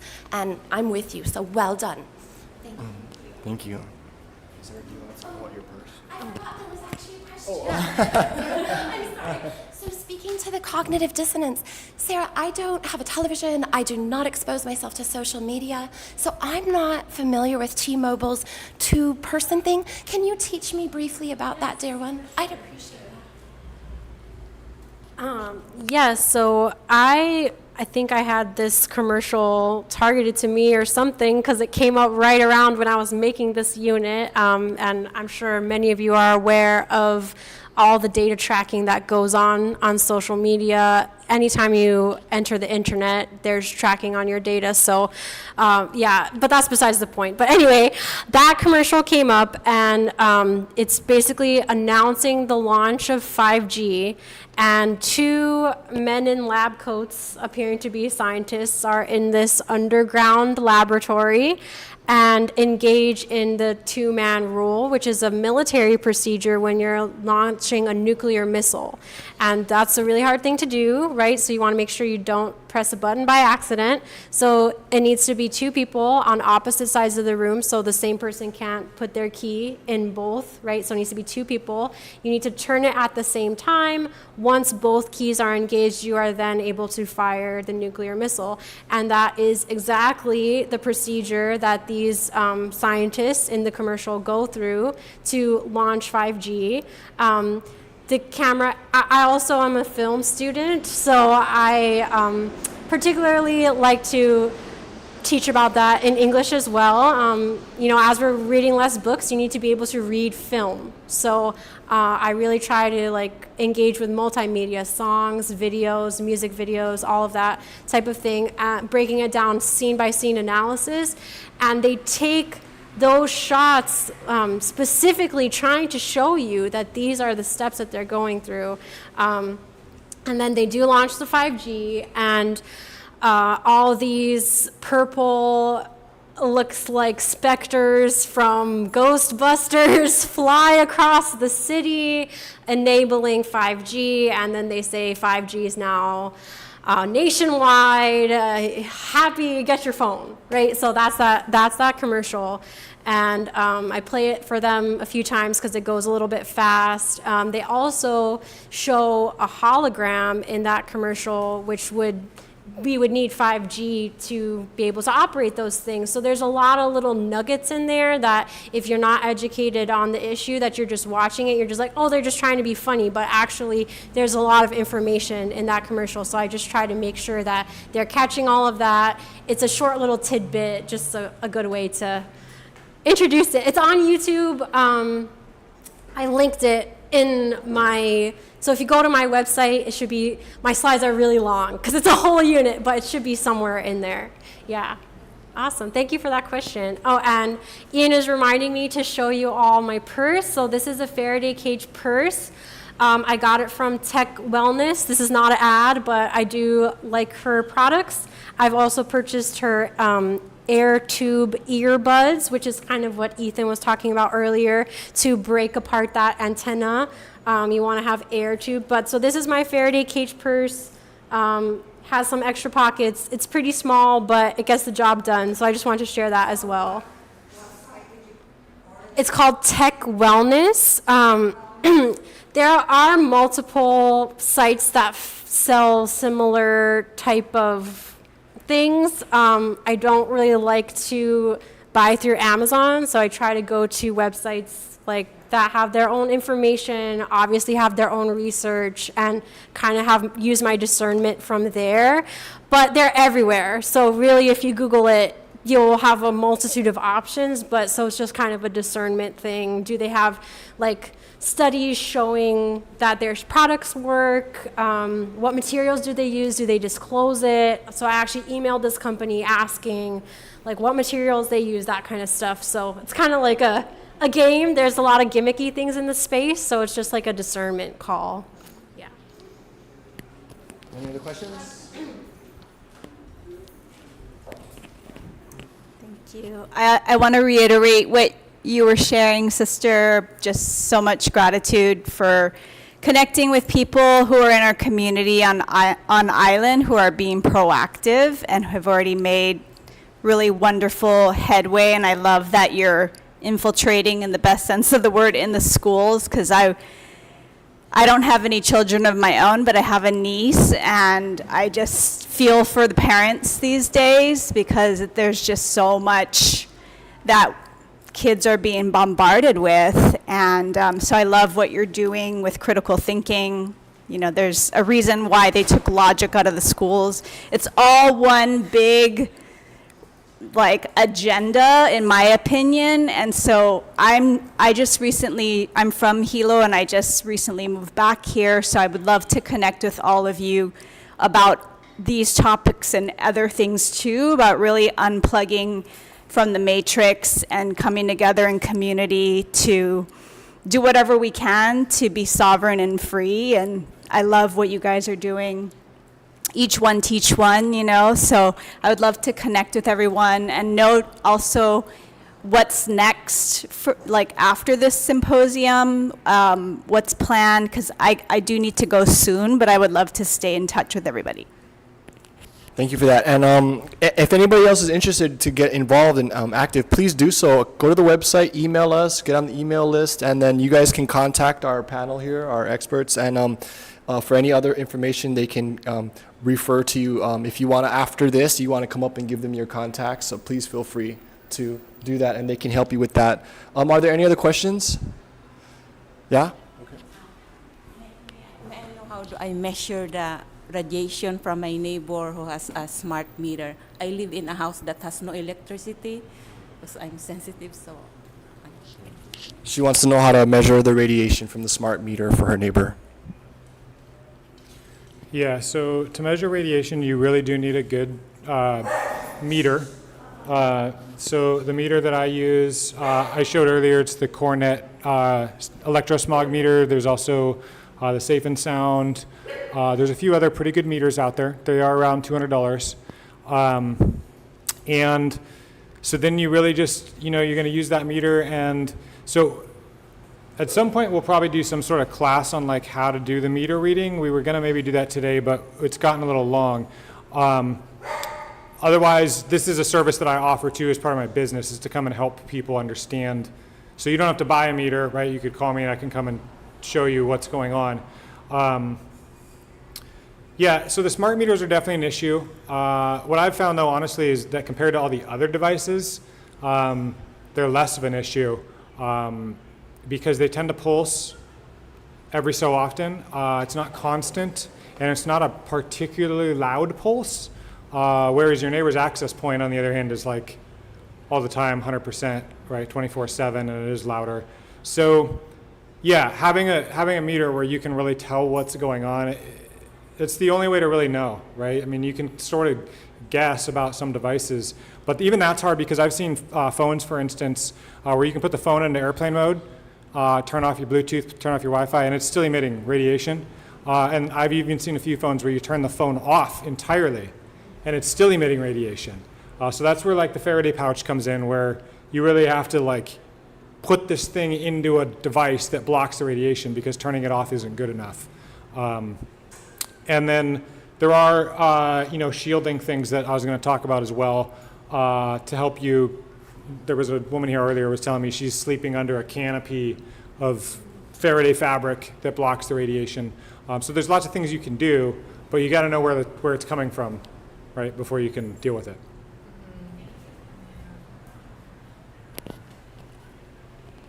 Sorry, I'm not sure if we missed your question of what's next for our organization. So we are still working on the political front. I think we would definitely like to have more things like this. Always looking for members. I don't know if Naomi, you want to speak a little more to that, because she said she has to leave soon. Oh, yeah. So, like Sarah said, we do have some things legislatively that are in on the list that are going on right now. And so the best thing for you to do is sign up to our mailing list. And we don't spam. It's on our personal listserv. We don't use any external lists. It's all on the Safe Tech website and managed from there.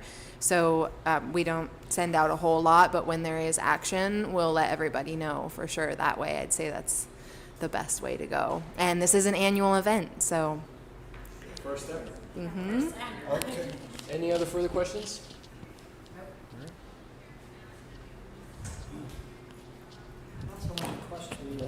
Shielded pouches for people to. These are shielded pouches that I've been making for a number of years with Swiss Shield inside, and there's two sizes.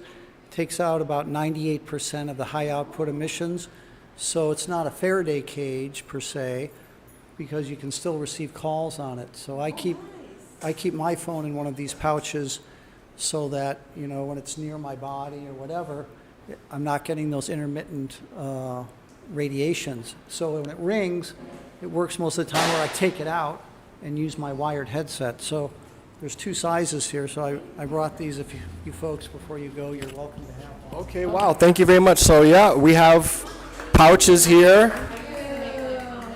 And I would recommend you guys do some classes on meter reading, because that's how I got involved, was because Deborah Green, I'm from Maui, she had it, and she taught us how to use the meters. So you're going to grow your organization just by educating people on how to use the meters. So if you offer an inexpensive class where you're going to grow your membership, and that's how I got here. So excellent idea, guys. And if there are no further questions, I'd just like to once again, or do you guys want to address that? Meter reading classes? All I'll say on that is that we do actually have a lot of that as a kind of virtual module. So thank you for the suggestion. It would be very simple for us to do that. And so, guys, once again, thank you all. I want to just point out our speakers today: Ethan, Naomi, Sarah. I'm your host, Ian. And thank you guys all for coming out today. Big aloha, big mahalo. This is the first ever, so this is historical here.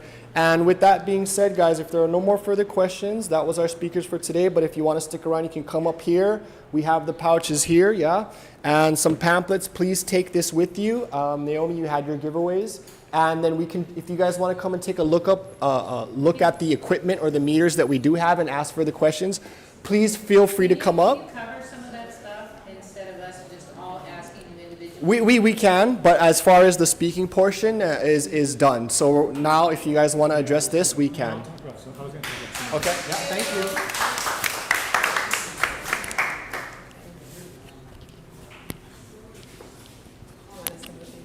Whatever. I don't know. I think people are.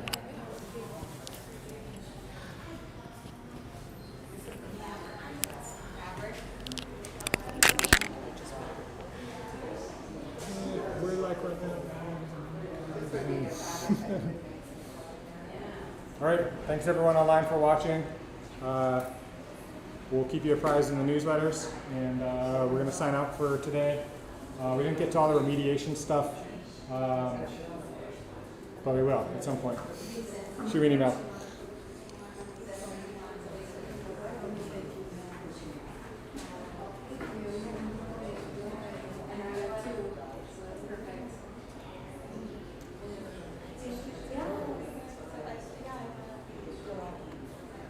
So Ethan, those shields, how'd you make those?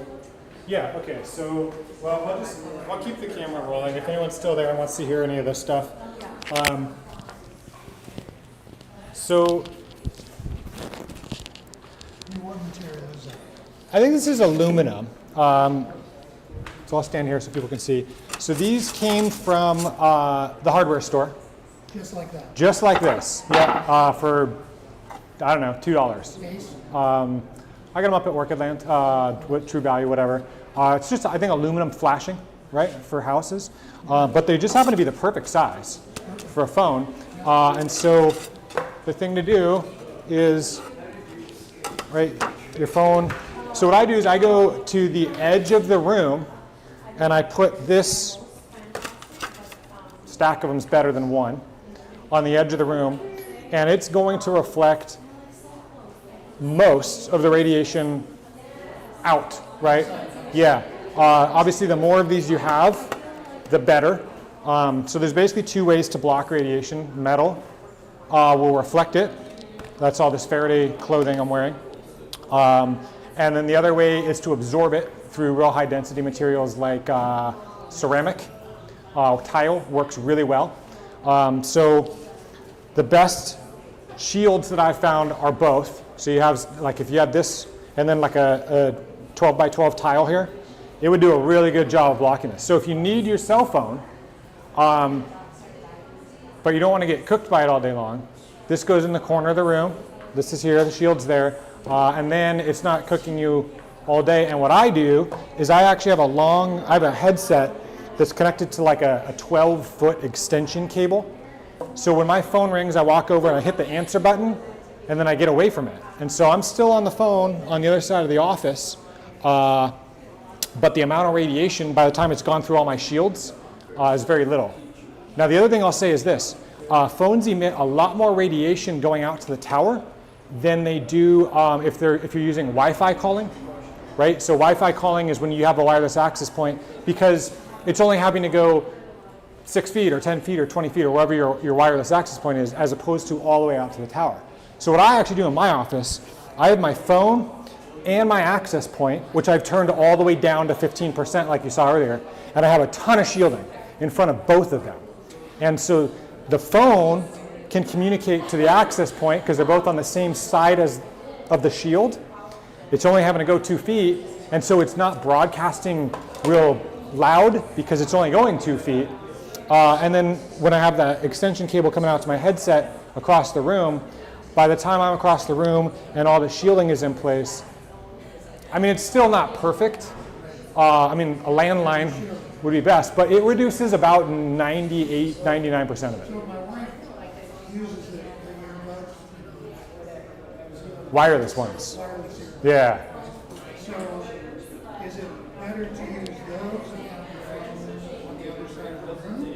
Or is it better to use the phone, or just put it in speakerphone? Yeah. Well, so we used to go hiking, and my brother used to play this game where he'd say, what do you think would be worse? If you got a tick in your eye or a tick in your tongue? Which is worse? Right, so this is one of those situations where the earbuds are bad news. It's right in the ear canal. So here's the thing. Your brain's protected by your skull, but your skull has some holes in it. It's got holes here, it's got holes here, here, and here. So when you've got those earbuds in your ear canal, most of these brain tumors start on the auditory nerve. So if you've got that thing right in your ear canal, it's bad news. Now, is it worse than having the phone next to your head? You know, it's both of them are bad. Your better option, yeah, is probably speakerphone. But the further away, the better. You know, I'm so sensitive at this point that I actually had a Faraday case, this one, and I had a phone conversation with somebody once, and I don't ever do this anymore because I learned. Yes, for you it is free. It can be keeping a recording, sure. Yeah. So I had a phone, so this is a Faraday case. It's got Faraday material. What I would do is I would put it on the outside of both layers of Faraday material. So if it's on the inside, it can't receive it. Not really. Yeah, no, it's going to block almost everything. But if it's on the outside, now I've got 2 layers of shielding between me and the phone, right? And the phone can still communicate out to the tower. Now, I had a conversation like this one time for maybe a half an hour where I was holding this like this. And yeah, I might have my air tubes, which I'll show you. It's basically a headphone that's basically the speakers are down here, and then it's like stethoscope style air right up to your ears. So that was all fine. That was good for my head. The next day, my tips of my fingers felt like I'd put them on a hot oven or a hot stove. They were just burnt. And it was from holding my phone like this. Yeah, so I can't do that anymore. I mean, you can see that's from like 2 minutes a day of holding my phone. If I held my phone for 20 minutes, these would be cracked and bleeding. I mean, it's painful. So the more shielding between you and the device, the better.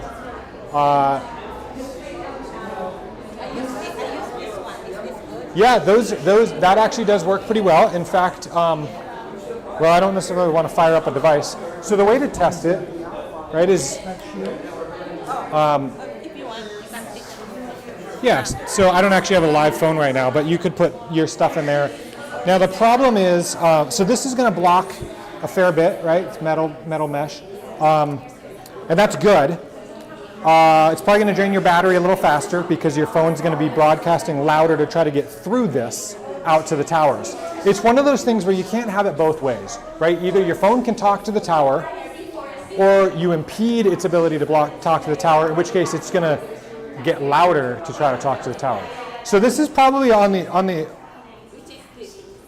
Is that better than? Well, what would be better would be if your phone was in here, but it was open to the outside world. What I'm using is I use it for this.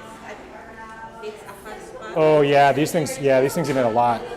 So there's actually a good solution to that too. So let me go ahead and. I guess we're still recording. I'll just keep talking. If people want to watch, they can. For these. It's recording? Yeah, that's okay. It's recording then? It's recording us right now. So with these hotspots, I've seen a lot of problems with these with kids that were home from school during COVID, for instance. They were using these to connect. What you can do, because this emits a lot, right? If I held my meter next to this thing, it would be. I turn off the Wi-Fi. I can turn off the Wi-Fi in that. Is that?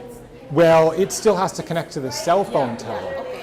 And so what you can do, actually, because you've got an Ethernet port, the best thing, is you're on top of it. You run a long cable, keep this far away from you, and what you could do is something like, I mean, you could even just do it like this, right? So if this is here, it can talk to the cell phone tower, but this is between it and you. Does that make sense? Or I just put, because there's a hole here too for the wire. I just put it there. Yeah, that's good.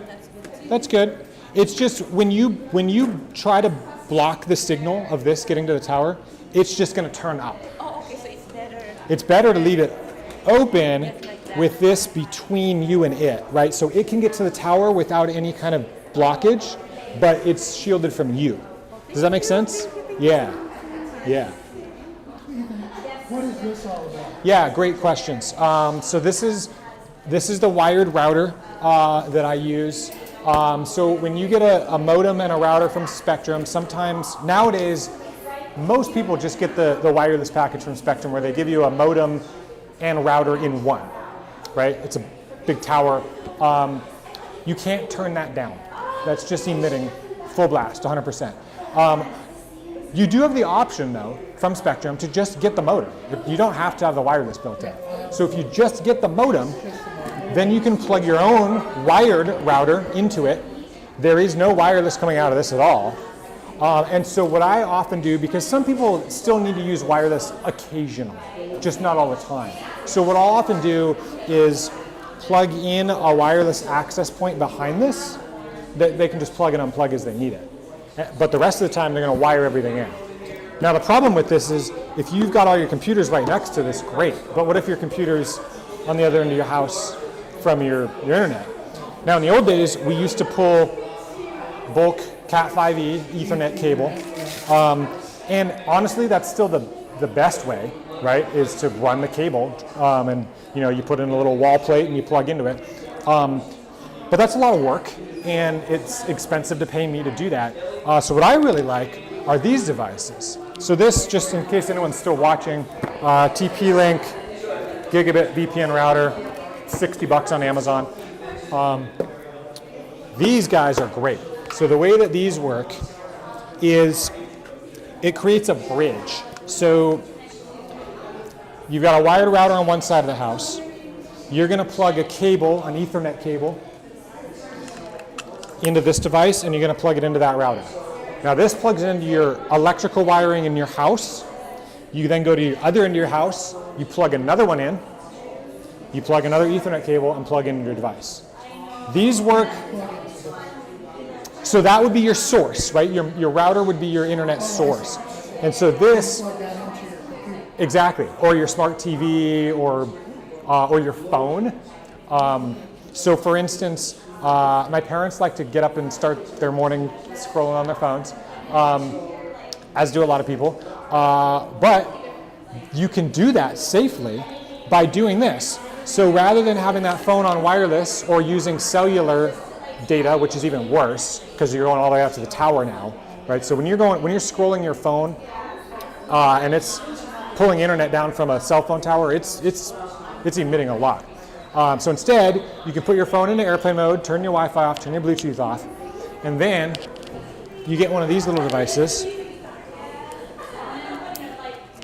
That plugs right into the bottom of the phone, or if you have an iPhone, right, they've got their silly little lightning adapter. And this will get you online. This will do everything you need it to do except standard calling and text messaging. You could still make calls over Signal or Skype or Zoom or whatever, even like Google Duo video calls. You just can't use your regular phone number to make a call unless you're using wireless. I switched my number to Google. You could do that, yeah. And then you can make regular calls. I can use Yep. my tablet too. Smart. So then you don't need any wireless at all. But this will get you online, right? So if you want to check your email, scroll the news, whatever. So you just have to plug into it.